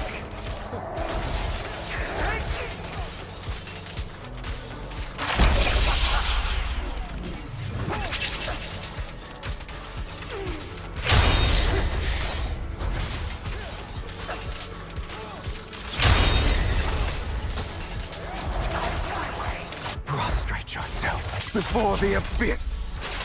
Yep. Come. It's better.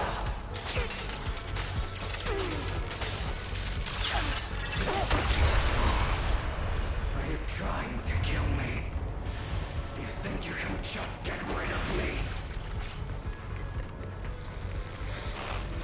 Without me, you are nothing. For what it's worth, thank you. Don't be afraid. You and I are inseparable.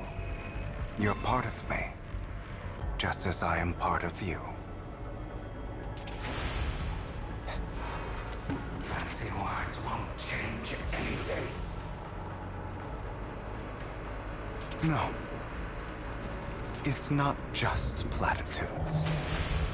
I finally understand now. Some pain only fades when it's seen. When it's accepted. So I won't fight you anymore. I won't hate myself anymore. Weakness, hatred, malice, strength, forgiveness, justice.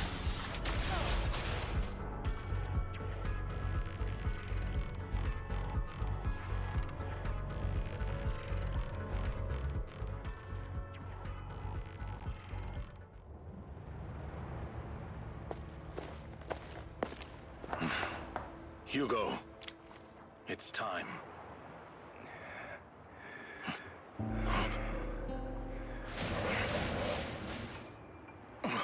Hugo. Hugo, you... Did I scare you? I made it through. I won. No praise for me, my dearest partner.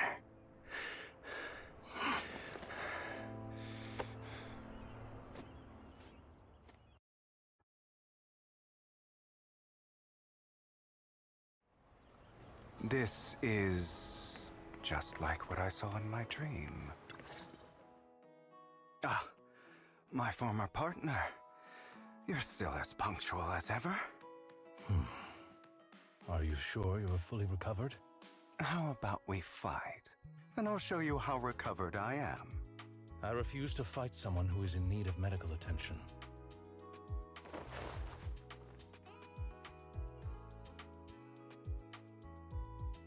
How thoughtful. I'm touched. Or perhaps is this simply part of Victoria Housekeeping's professional care? I'd rather you not starve to death.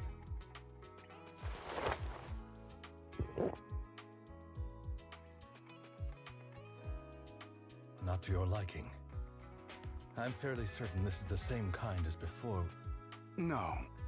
I've just gone too long without food.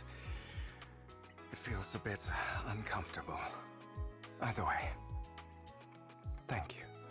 Now tell me, what exactly happened in the warehouse? Just going a bit crazy from... you know what? Were you expecting anything else? But I did have a very long dream. A dream about many things from the past. If I had to put it into words, it would be like giving myself psychological therapy. You seem like you could benefit from some too. How about it? Want to book a session with me? Trust me, I'm a pro. Seems you really have recovered. Well, of course. I'm feeling pretty great right now. Like I could argue with you all day on every petty detail of who exactly was in the wrong back then. I wanted to ask, what you said about Mockingbird before, when you faked your death, was that part of the act? Oh, you mean the part about how Mockingbird has never really changed anything or saved anyone. I didn't expect you to still be so hung up on this. Interesting. After all, it was you who chose to betray Mockingbird. To betray me. Just as I said before, I never considered Mockingbird a failure. Perhaps Mockingbird deviated from its origins, but it has its value. You shouldn't reject the things you've done. Or Mockingbird. I have contemplated this before. Yes. Mockingbird has helped some people and has genuinely managed to cause trouble for those who abuse their positions of power for evil. Yet those in high positions still possess immense resources, and the people we helped remain destitute and suffering, willing to become slaves to those in power for scraps. But just as you said, even if what we did was childishly idealistic and flawed, as little as we actually achieved, even the slightest change is by no means meaningless. Nothing holds more value to me than Mockingbird.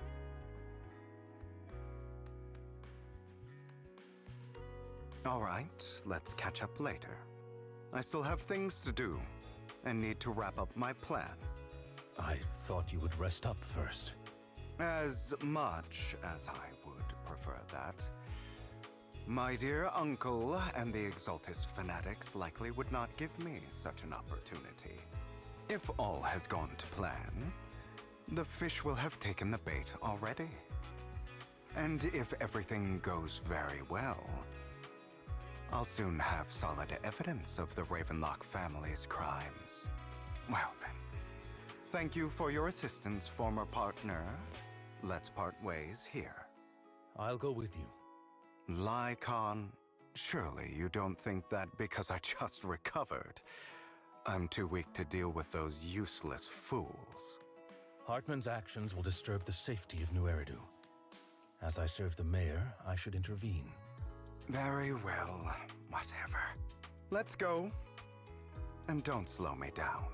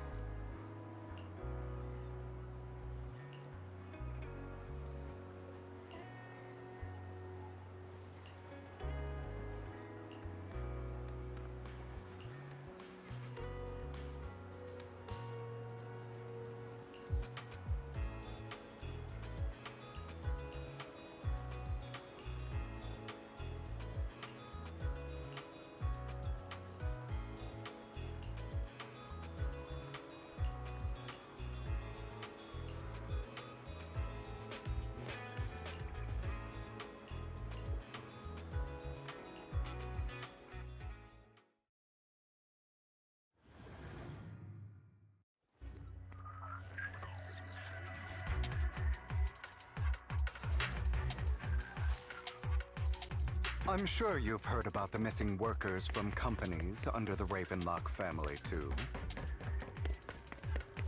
Those are Ravenlock's men. The workers with them are the victims who were tricked into going into the Hollow.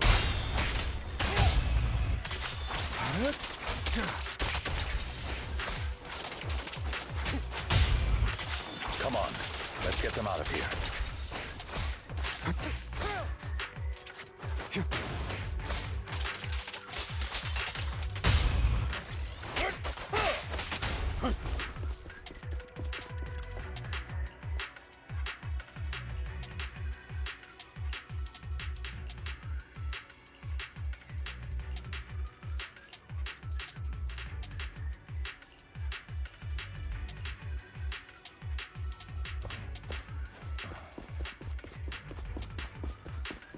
Bunch of nobodies. Annoying as hell. Kill them! You're welcome to try. I'm not opposed to working with you.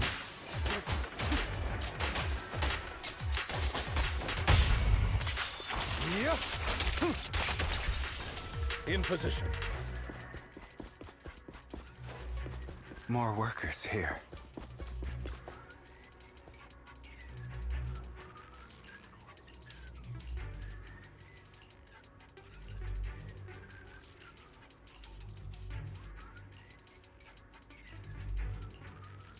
Is Hartman behind this, too? Of course. He threw them into the Hollow like offerings for the Exaltists.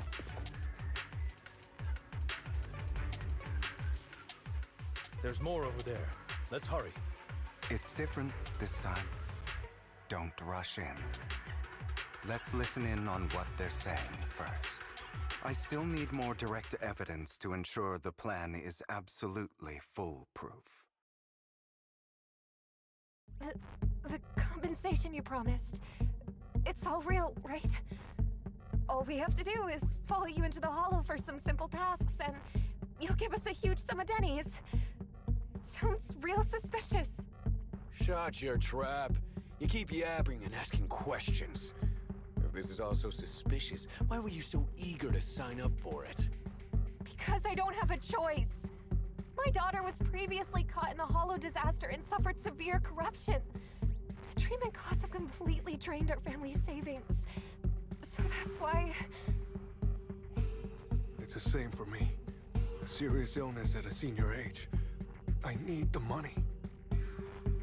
Who would risk taking a job like this unless they were desperate? I'll do it. No matter how suspicious. As long as I can get paid, I'll do anything. Even risk my life!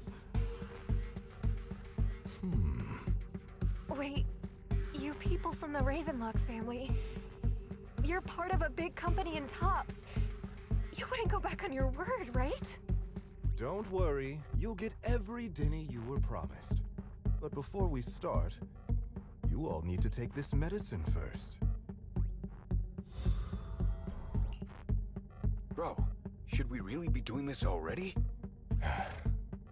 These workers keep talking. We're wasting time like this. And the sooner they take it, the sooner it'll be over. Consider it an early release for them. What? You didn't say anything about having to take pills before. Look, this is good stuff, all right? It'll increase your ether aptitude. There's tons of people who'd kill for something like this. Exactly! You'll be working in the Hollow for several hours. This is essential medication.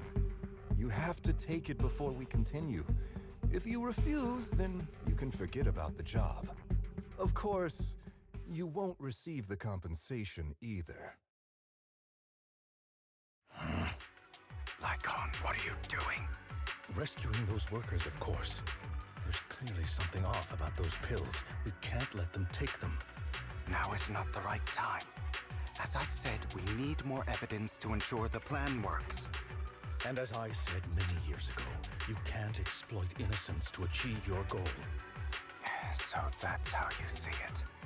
If that's not what you want me to think, then explain everything to me. All right. It's a little complicated, but simply put, these workers will be fine. Of course, it's your choice to trust me or not. But if you try to rush in, I will stop you. I trust you.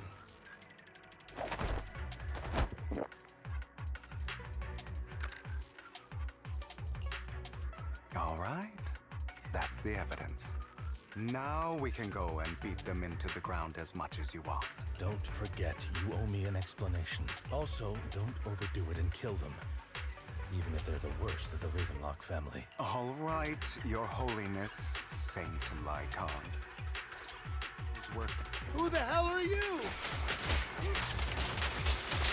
Why don't you take a guess? We're the ones here to stop you.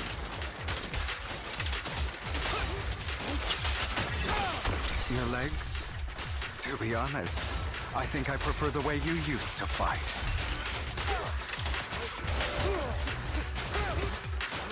You had a lot more aggression. To kneel before me. I've merely learned to control my strength. The end is not. When I need to be aggressive, I will be.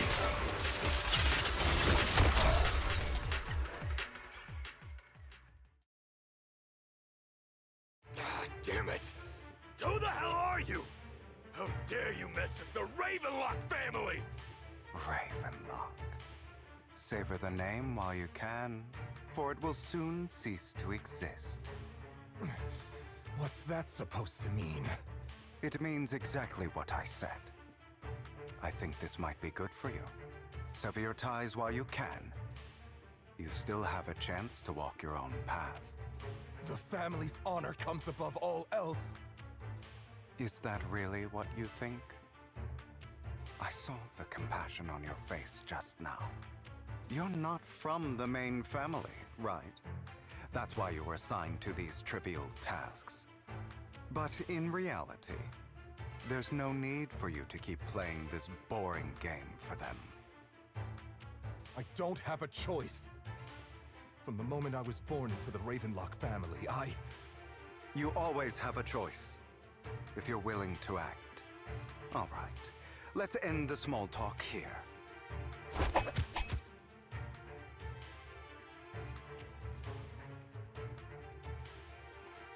Don't worry, Lycon. I didn't hit them too hard, just enough to keep them quiet. How's that? My acting's pretty good, right?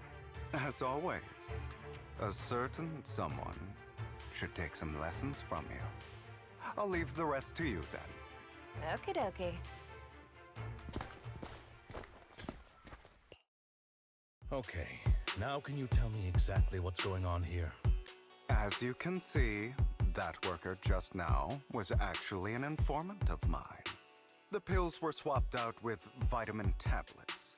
Outside of this batch, some workers have already taken the actual substance Hartman has.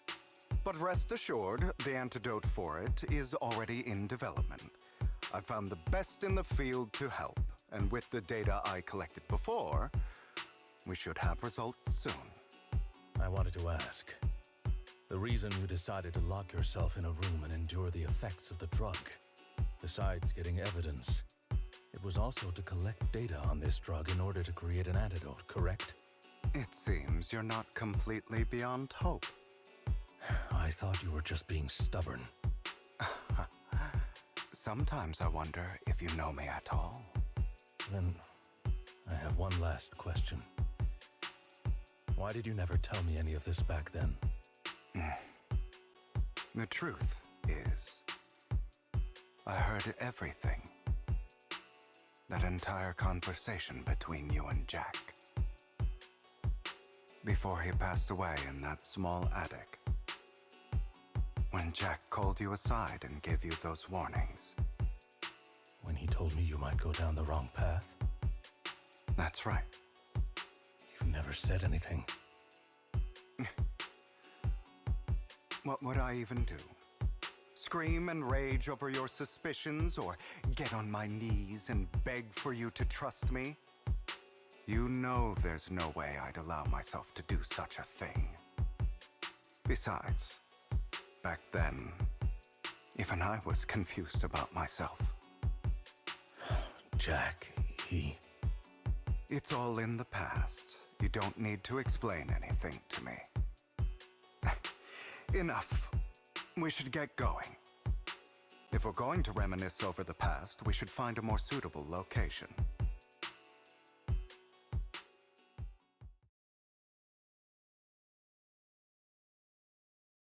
Lycon, that incident back then, I didn't do it. It was a scheme Hartman devised to take over the family. It was Hartman who killed my father, too. I only discovered the truth long after the fact. I did indeed attack my father, and I thought he was dead. But he wasn't. I couldn't kill him. And even before that, if I hadn't hesitated, none of what followed would have happened. Even now, I still think they deserve death. But I no longer care to personally deliver that fate. They're beneath me. And I have more important things to do. You? I know we may never agree on that point, Lycon. I once wanted to fight against those ugly truths that defined me, but I discovered that the more I rejected them, the more painful it became. So, I could only accept that crazed, hateful, and malicious side of myself. As long as I know I will never become like my father, like Hartman, that is enough for me. You've changed, but I think that might be a good thing. Don't patronize me. You've changed a lot too, compared to before. I still disagree with Jack's words, and I won't forgive your betrayal. I will walk the path I believe is right, even if I must tread over thorns and through the mud. But I will also allow you to walk your own path, Lycon. Should I say thank you? You're welcome. Come to think of it, we haven't talked about your legs and eye. It was just an accident, not your fault. I'm doing well now. I hope you are too. On the contrary, perhaps I should be the one apologizing. I misjudged you. I used to think you wanted power, that everything you did was for your own ambitions. I thought you wanted the power to pass judgment on all in this world, like a god. I am a god. I am my own god. Or you could say that in this world, everyone is their own god. There are many things that we are powerless to change. But there are also many choices we can make. Just as I said before, I am the only one who can kill me or save me. I'm glad you think that way. Let's go. I still have one last thing to do. To witness the end of Ravenlock.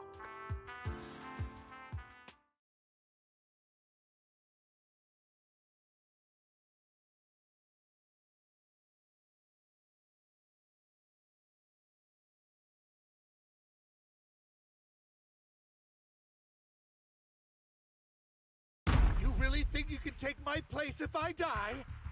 Never, you filthy bastard! Your little tricks mean nothing. As long as the Ravenlock family stands, I can still get back on my feet. You still don't get it, do you? This was never about avenging my father. And I don't care about taking your place. I didn't come this far just to kill you. That'd be pathetic. Right on cue. Why don't you take a look at this, Uncle? On behalf of TOPS, I'd like to clarify that we had no involvement in the Ravenlock family's actions. TOPS is officially terminating all partnerships with the Ravenlock family, effective immediately. We will have no further affiliation with them. Are you crazy? What the hell do you get out of ruining the Ravenlocks?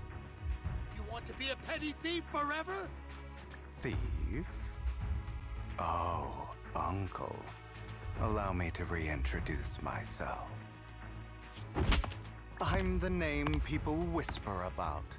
The one who robs the rich and gives to the poor. I'm the master con artist who can fool anyone, anytime. I'm the leader of Mockingbird. The one who turns every headline into my own stage. I have friends who'd catch me if I fall, partners who'd shed tears for me, and allies who always have my back. I am Hugo Vlad. You're the one who needs the Ravenlock name. I never did. You ungrateful bastard! You should have never been born. You flatter me. Same goes for you, Uncle.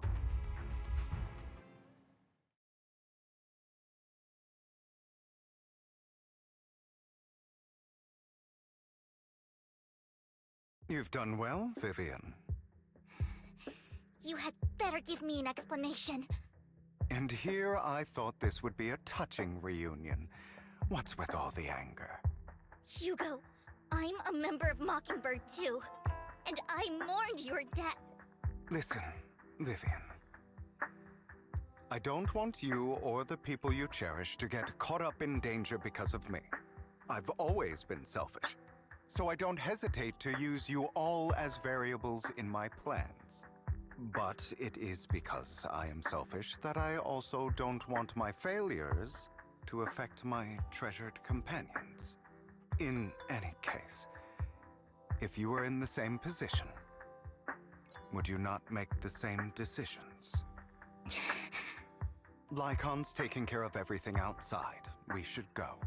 Also, Belle, thank you. And I'm sorry for the whole act where I threatened you. It was the only way for Hartman to drop his guard against you and leave you be. I, Hugo Vlad, am forever indebted to you.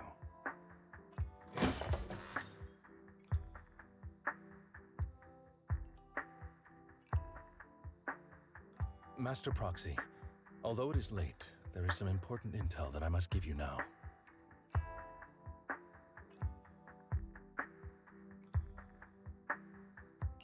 So, Lycon, you knew about Hugo's plan to fake his death? I was simply playing along. After all, I could not determine whether Hugo's plan would pose a threat to you. You are a student of the mayor's late friend, and I am obligated to protect you. You still have that habit of finding awkward excuses when you're embarrassed. Mr. Hugo Vlad, if you have any important intelligence to share, please do so with haste. I need to return to rest before midnight.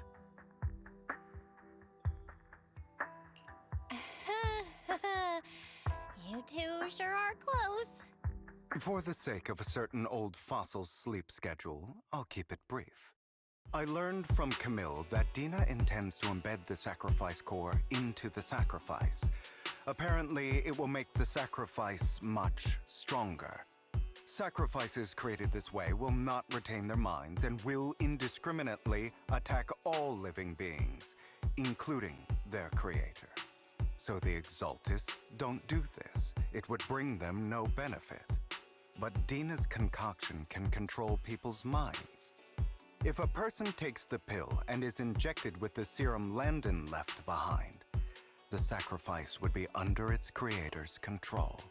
Although the dormant sacrifice has been destroyed, Dina found a batch of that serum her father created and wants to create new sacrifices. Never mind the sacrifice. Hartman's sacrifice core is a fake. We don't know where the real one's gone. The real core has always been here. Here? In Lord Phaethon's video store? Vivian, do you remember when I suggested you give that collectible to our dear Proxy? I remember. But that was just an ordinary pendant. And I've met the person who submitted it. She has absolutely no connection to the Exaltists. How about our dear Proxy take out that pendant so we can take a look?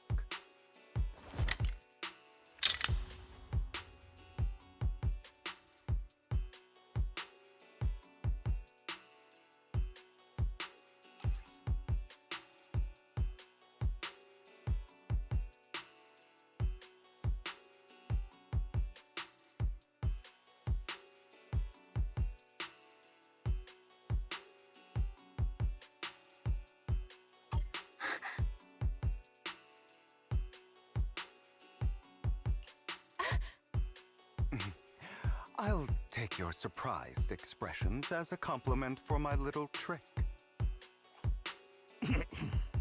I will hand over this core to the mayor as agreed, since he fulfilled his promise to protect Vivian and the manager while I was pretending to be dead.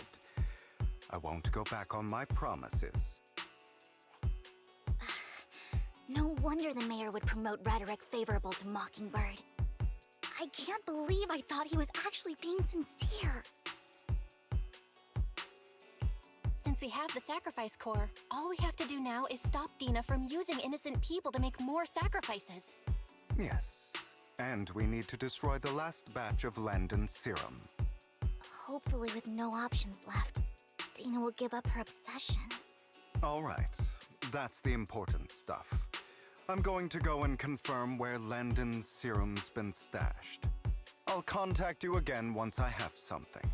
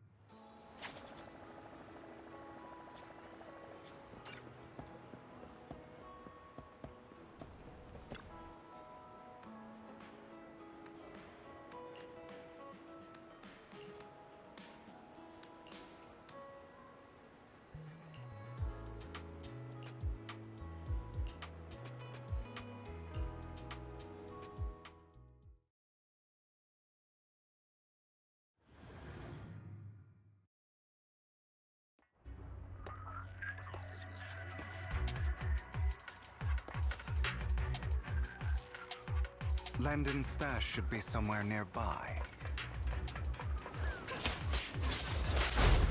I did some digging. Some of the missing workers were brought here too. Yep.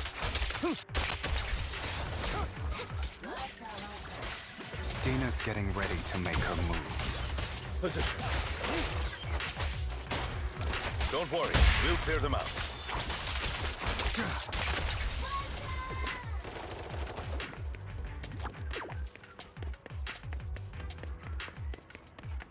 They're trying to destroy the goods! Stop them!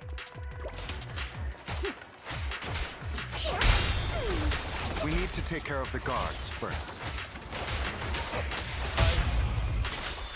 Yep.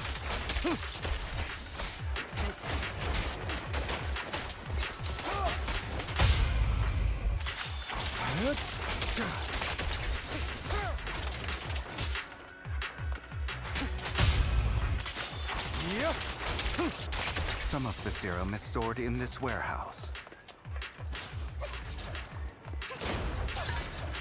You're not taking anything from here. Ambush! Say no more. Hugo, get the guards first. Fine, if healing first. Yep.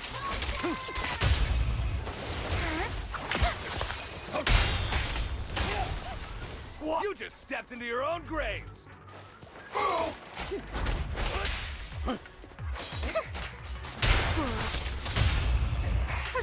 A boring opponent. Understood. For you, I'll eliminate any obstacle. I'll write the ending to your nightmare.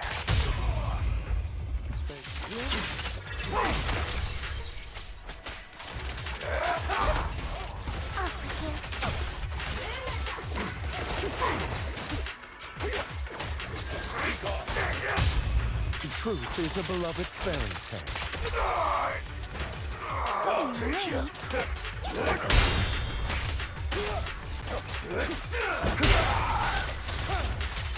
Eat this.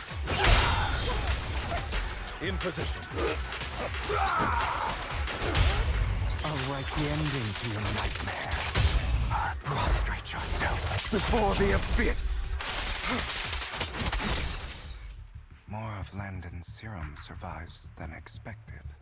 Fortunately, since they're still here, it means Dina hasn't executed the final step of her plan. There's likely a lot more stashed around here, and we have yet to locate the missing people. Our actions here won't go unnoticed. Perhaps they're making plans to deal with us on their side. With Landon and Dina's concoctions combined, she may be capable of creating a sacrifice that obeys her. If it comes to that, this will get far more troublesome. How about we split up? Hugo and Lycon will destroy what remains of the substance around here, and Vivian and I will go search elsewhere. Very well. Let's go with your plan. But be careful if you encounter Dina and her people. According to Camille, she's absolutely obsessed with completing her father's dying wish. Who knows what she may try? Let's part ways here for now. And perhaps the other manager could use EOS to guide us. Sure. I've been feeling better these past few days, so just follow me. It's only now that I realize how fortunate we are to have two Lord Fayfins. Although, I feel like our work's doubled. In the past, Belle and I would only ever work on the same route. Greater power means more responsibility. And in any case, I'm sure the mayor would be able to provide double compensation. He's a very generous person, after all. Right, Lycon? I will request additional compensation from the mayor. Compensation is just one aspect. It's one thing with Belle being in the Hollow in person, but now with us working on separate routes, I can't help but worry even more for her safety. Oh, but I trust in your abilities. I'm just not quite used to this.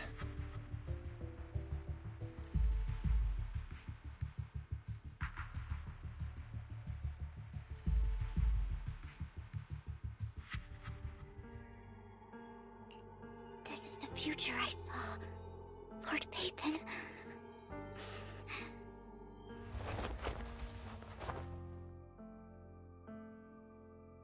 I'm sorry. This time, I will make sure the future I saw does not come to pass. I don't want to bring you misfortune. That's all I wish for.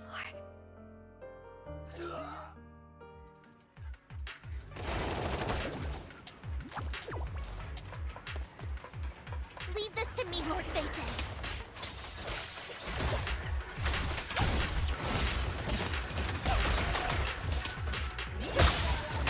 Don't you know? Get my dress dirty and you'll pay.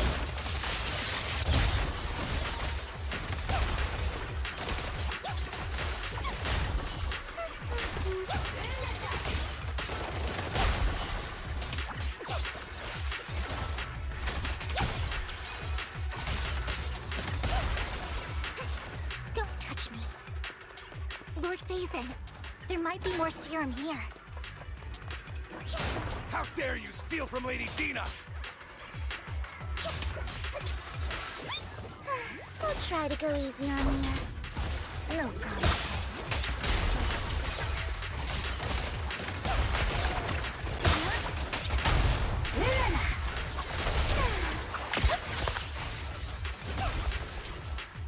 There are containers by the fissure. There's got...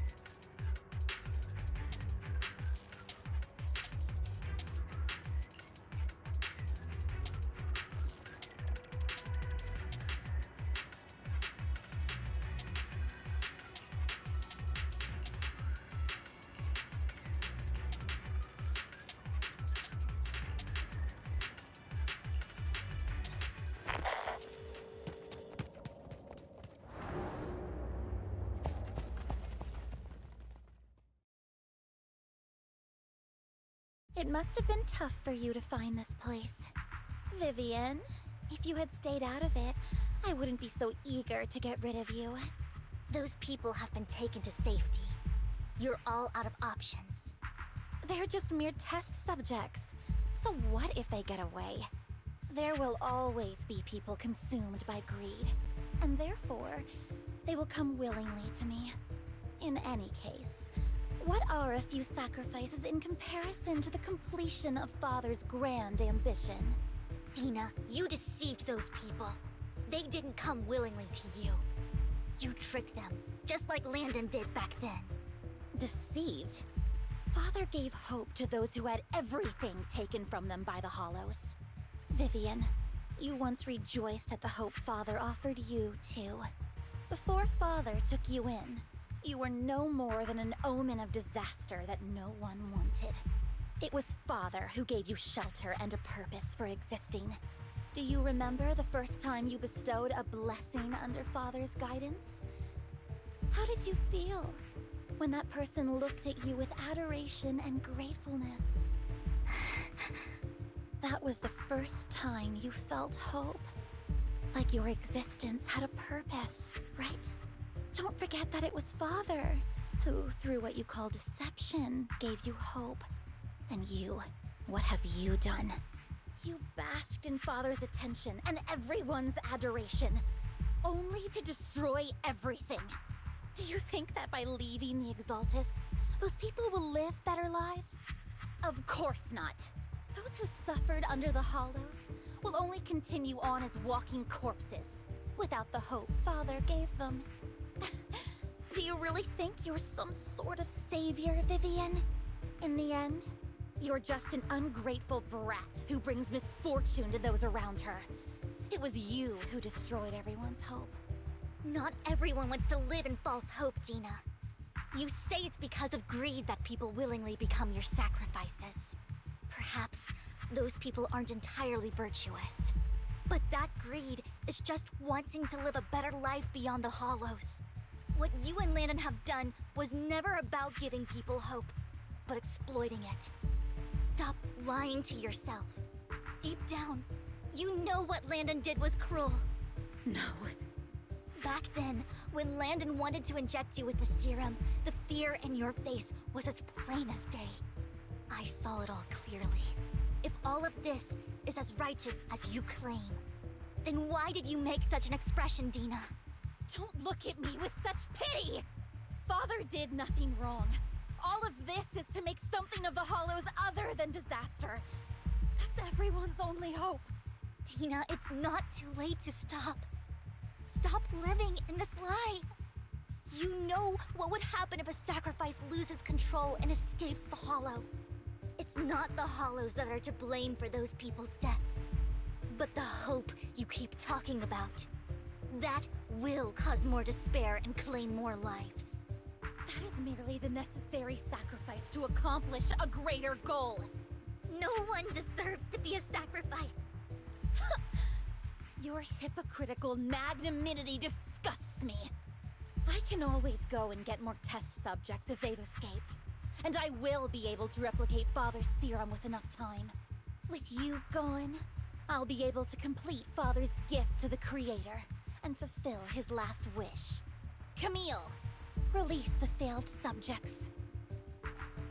Lady Dina. Camille, are you going to do what you did before? You keep saying you'll follow the Creator, but it's all lies. Lady Dina, the Hollows took my family from me. I understand that there's no way to get back what I've lost. It was Lord Landon who told me that the Creator would guide me. One day, Hollows will no longer be disasters. Everyone will be able to survive inside them. I look forward to the day when this hope becomes reality. I watched you grow up, and I know that you've always looked up to your father. He gives you hope, and I destroyed that hope with my own hands. I know the pain of loss, so I've always felt guilty. I want to atone for the hope I destroyed. But Dina, I don't want to ruin more lives, and I don't want to continue watching you destroy yourself. Vivian is right. Not everyone wants to live in false hope. So, please, stop. Camille, are you abandoning me too? I'm not abandoning you. I just don't want to see you go past the point of no return. The point of no return? I passed that point ages ago. No, Dina. You can still turn back. I'll be your way back. Where are you going, Camille? I made a deal with Hugo and the mayor. If someone needs to take the fall for this, let it be me. I did it. All of it.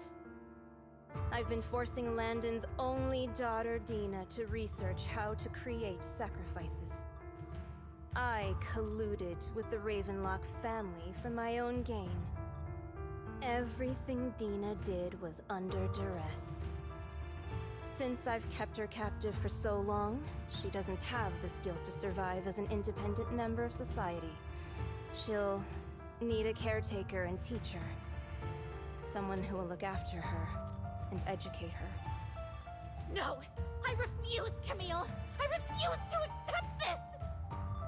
Dina, I'm going to dispose of those failed subjects.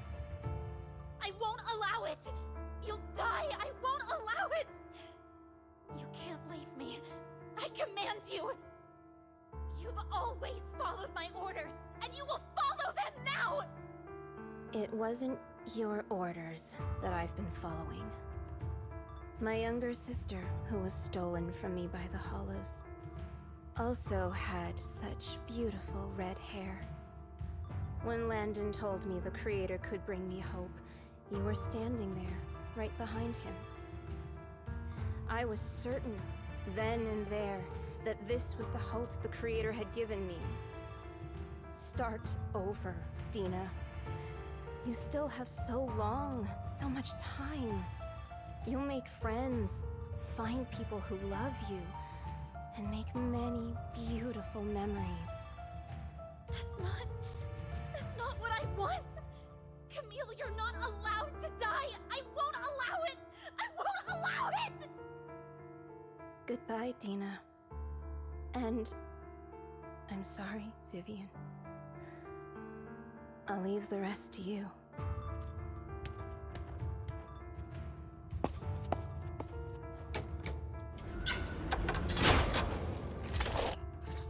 Take out these ethereals first.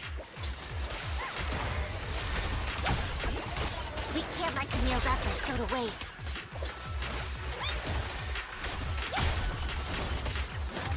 Look around! Fools, don't touch me!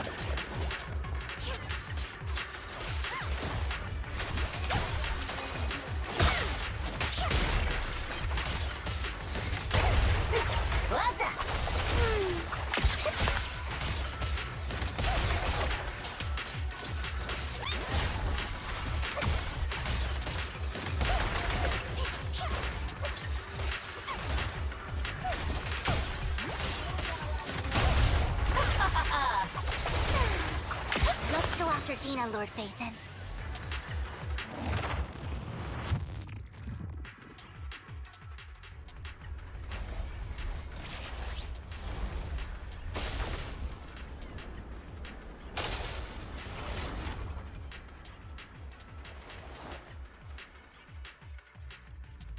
Are you satisfied now, Vivian? You were the one who brought yourself to this point. You're saying this is all my fault. Losing my father, losing Camille. I wish you had never come into my life. At first, when father brought you home, I was happy. There are so many Exaltists, yet father never allowed me to get too close with any of them. I never had any friends either.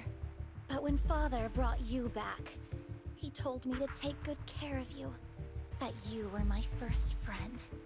I was also so happy the first time you took my place in helping father select a person to receive the blessing. Because it meant you were different from all those other people. You could stay with me. But soon, I grew jealous. You took the attention that should have belonged to me. You even took father's love from me. It's only because of my ability that Landon... I know, but... Vivian, jealousy is something you cannot control. Of course, the same goes for fear and hatred. I was terrified that one day you would look at me and shed tears. I knew if that day ever came, father would not hesitate to force the blessing upon me. And when that day did come, I hated you for causing my father's death. Tina, you knew everything about what happened back then, so... why are you still defending Landon? And why didn't you tell me back then? If I had known earlier, maybe I could have found a way. Because it's the only thing that makes me more special than you, no? It proves I had father's trust. I was more useful to him. Vivian, you said you wandered without a home ever since you were young, hated by anyone you encountered. You were happy to gain recognition from everyone and help father when you were among the Exaltists. But in the end, you discovered you were being used, so you felt betrayed and hurt. Then, what about me? All I ever had was my father. I've never known a life outside of the Exaltists. Ever since I was young, my only purpose was to help father select who was to be blessed. The only purpose I had was my father and the Exaltists. I've never been taught anything else, Vivian. It is what little value I have, and have ever had. In the end, you took even that from me, and completely destroyed it. You think you're doing good and fighting evil. You've only managed to affect a small part of your world. But have you ever wondered if maybe that's all there is to my world? I never wanted to hurt you. You were also my first friend. And that's why I wanted to save you back then. Save me? You and Camille all talk about saving me. Why don't you understand? To me, loss is so much more painful than death. Tina, you can start over. Everything Camille did was so you could live on. Let's leave the Hollow together. There are so many amazing places in New Eridu. This time, I'll take care of you. I've also met so many amazing people. I'm sure they'll love you too. Okay, Dina? Vivian, I can't forgive you. And I don't want to forgive you. I have nothing left. If what little hatred I do still harbor were taken from me, well, I refuse to be so pitiful. I won't apologize, Vivian.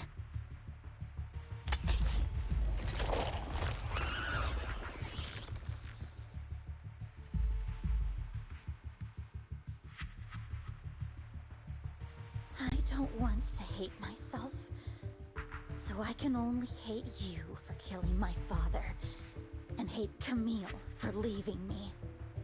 That's just the kind of person I am. Hateful and despicable. I refuse to owe anyone anything. I refuse to feel regret. I won't.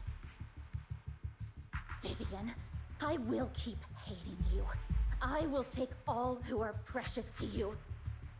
I will also hate Camille, so I won't do as she wished and start a new life. Vivian, if you had never existed, if I had never, you would be... Lord Phaethon, please do not interfere. She was my first friend. I'm going to bid her farewell.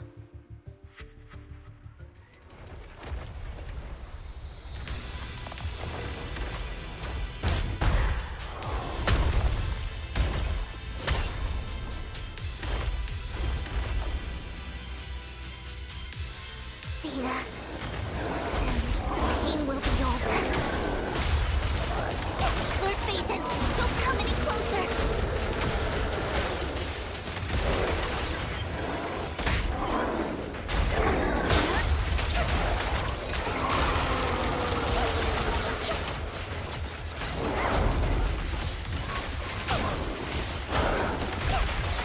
Who dares get between me and Lord Phaethon?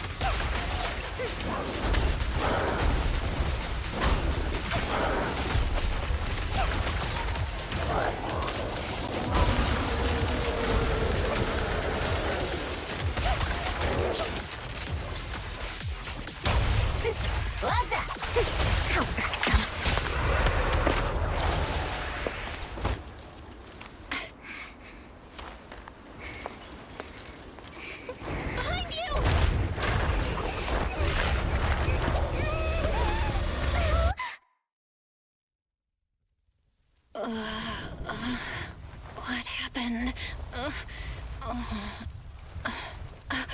What the...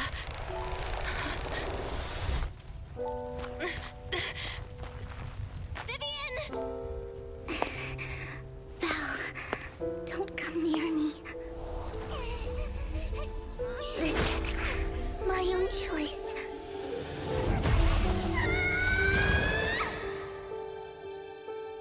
I will change the fate I saw. Vivian! I just want you to remember me when I looked my best. Vivian!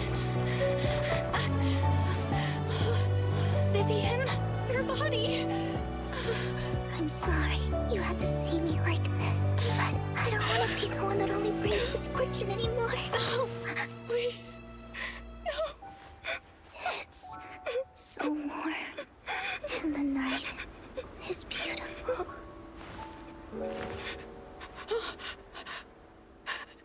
Vivian?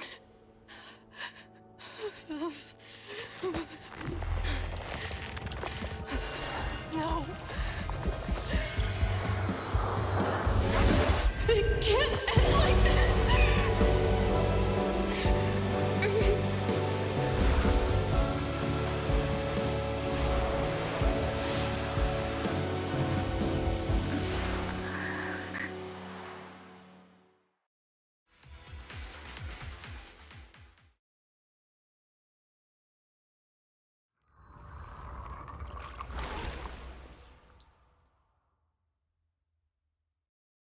Belle, you're scaring me. Belle, I'm so glad you're awake. What happened? I remember Vivian and I... Wait, where's Vivian? She injected herself with Landon's serum! Hugo and Lycon brought you out of the hollow. You were in a coma and... I'm so glad you're safe. And you said Vivian used the serum on herself? But she looked fine to me, barring a couple of scratches. Hugo sent a message earlier saying he got her checked over, and she was alright. Can you recall what happened? The situation was dire, so Vivian used the serum on herself to defeat the ethereals. I saw the crystallization process starting to occur. And then I can't describe it, but I think I saw something. At the time, all I was thinking about was wanting to remove the crystals from Vivian. I don't even know what I did. But then I passed out, I guess. What happened after that? When I led Hugo and Lycon there, it was just you and Vivian lying on the ground. We didn't see anything else. Never mind that for now. Belle, do you feel any discomfort?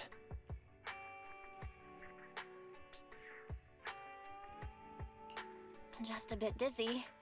For tonight, just get some rest. Hugo and Vivian said they'll come over tomorrow, so we'll discuss everything then.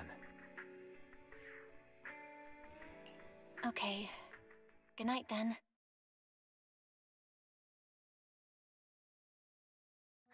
Lord Phaethon! How are you feeling? No headaches? Leg pains? Heart palpitations? Loss of appetite? Vivian? I was just so worried. Sorry. Anyway, Lord Phaethon, I'm so glad you're okay. What happened this time was all my fault.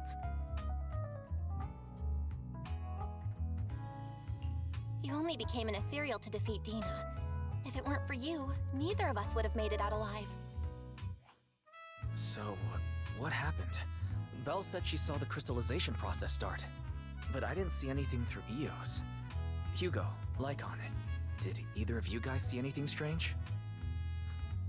Allow me to explain.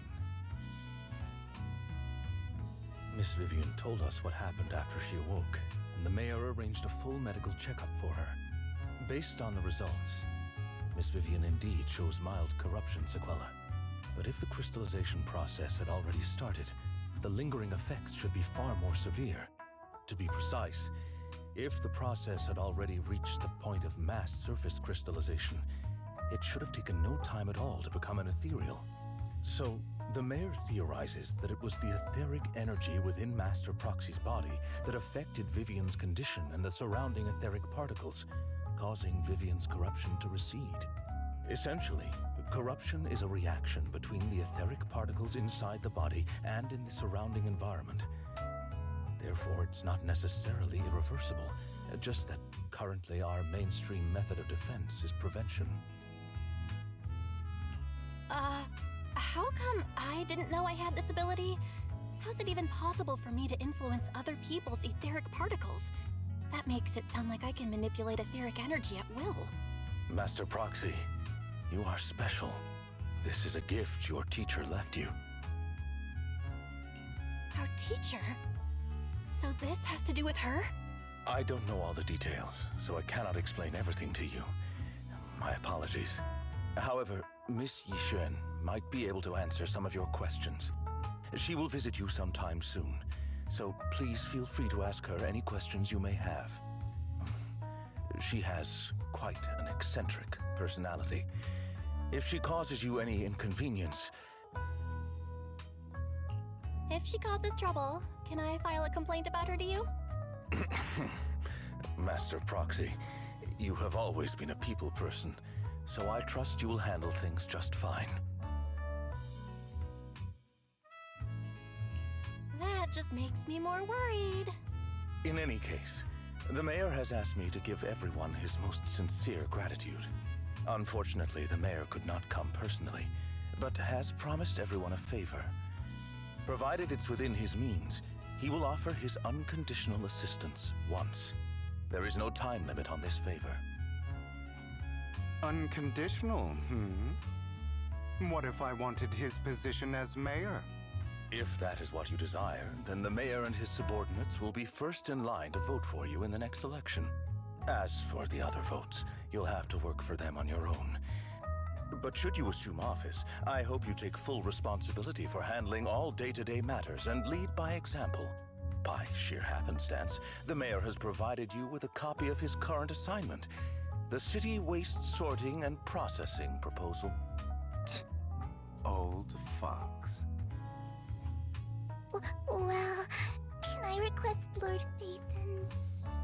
The mayor imagined you might ask. I have prepared all the necessary documents, and the ceremony expenses will be covered by the mayor as a gift. As long as Master Proxy agrees, we can sign and process the documents immediately. But this matter requires mutual consent and cannot involve coercion, confinement, or one party's lack of consciousness. Stop! I would never do that to Lord Phaethan! Probably. At least not today. As for you, Master Proxies, the mayor has some sense of what you desire. That said, he hopes you might speak with Miss Yixuan first before you decide the timing of that favor.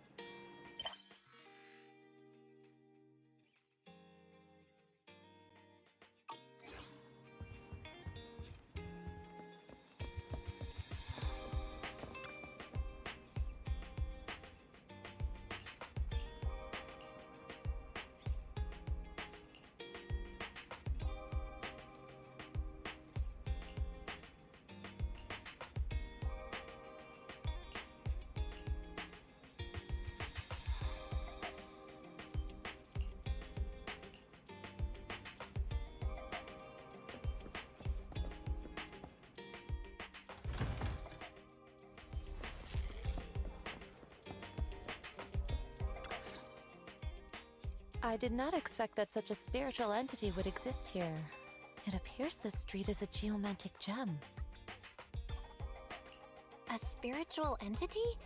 His name is Howl, and I guess you could say he's a neighbor of mine. Is there something special about him? No, I was simply a bit surprised. It's rare to find such an intelligent individual of this breed. Even huskies can be really smart. Howl is proof. You're right. Yet, being overly intelligent comes at a price. It must stay here for prolonged periods of time, parted from its owner and unable to move about freely. Both a blessing and a curse. However, it seems quite happy. We've strayed a bit off topic. Since you're back, let's discuss our partnership.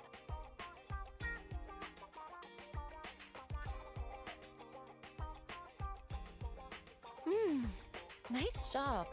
Good air circulation, excellent layout. Very suitable for a business. Your bamboo here are also very energetic.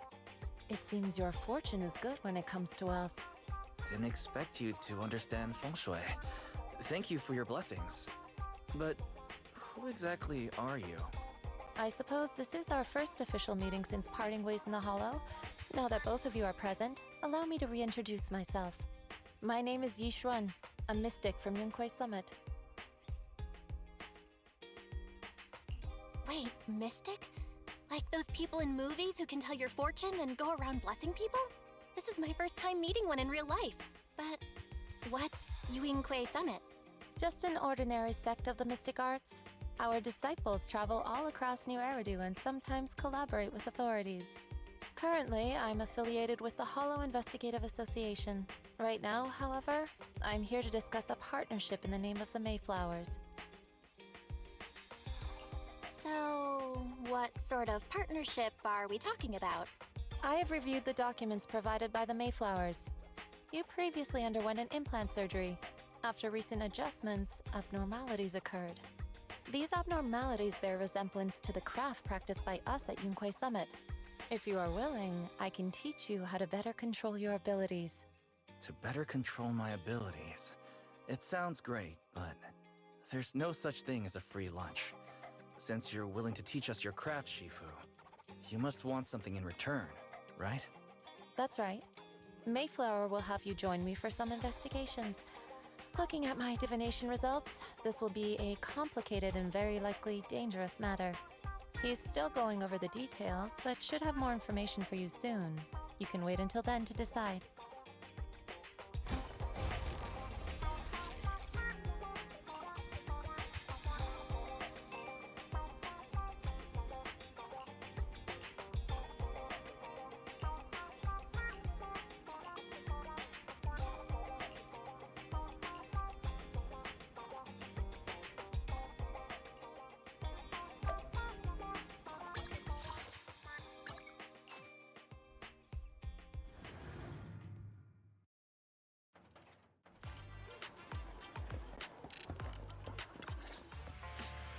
Please, help me check my fortune! Here's my pop. Look, doesn't this thick wealth line mean I'm about to strike it rich? I've looked it over, and your fortune is decent. Huh? You barely looked at it, and you're already done? You have good fortune. What? You don't believe me? I do. Thank you so much. Next, it's my turn. Hey, wait, hey, quit cutting in line.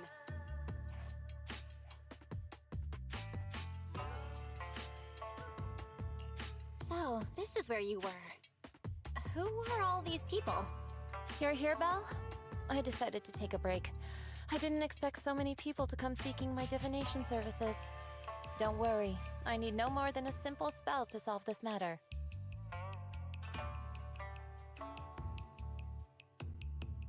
Fortune-telling services is 10,000 dennies per session. All gone? Good. It seems the Banish Wealth and Desire spell is still effective.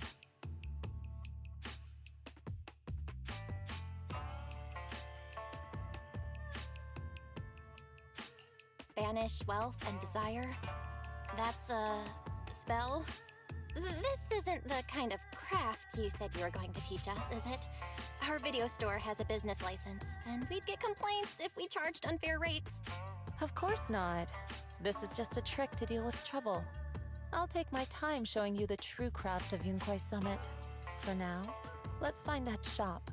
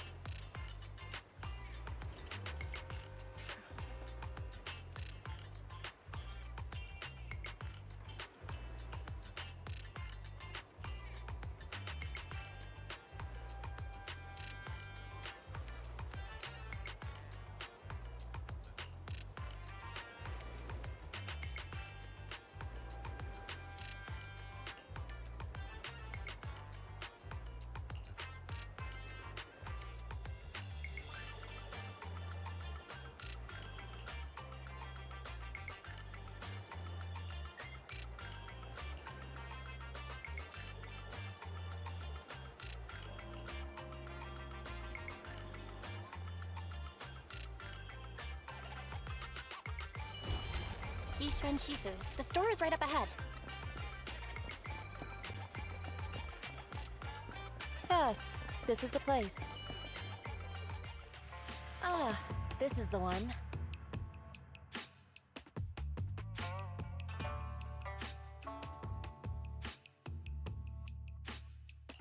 Seems it's closed. Another wasted trip. Not necessarily. 1 second, please.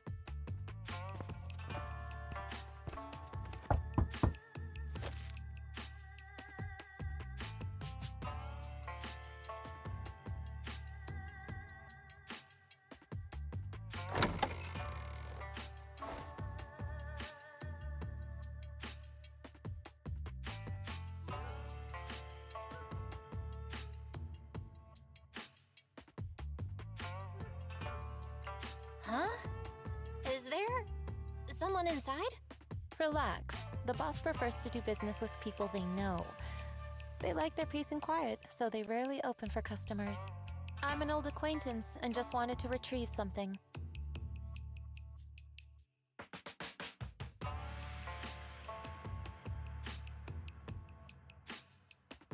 What a strange private business. Shifu, what exactly are you retrieving? Just some things needed for our future investigations. You'll know in time.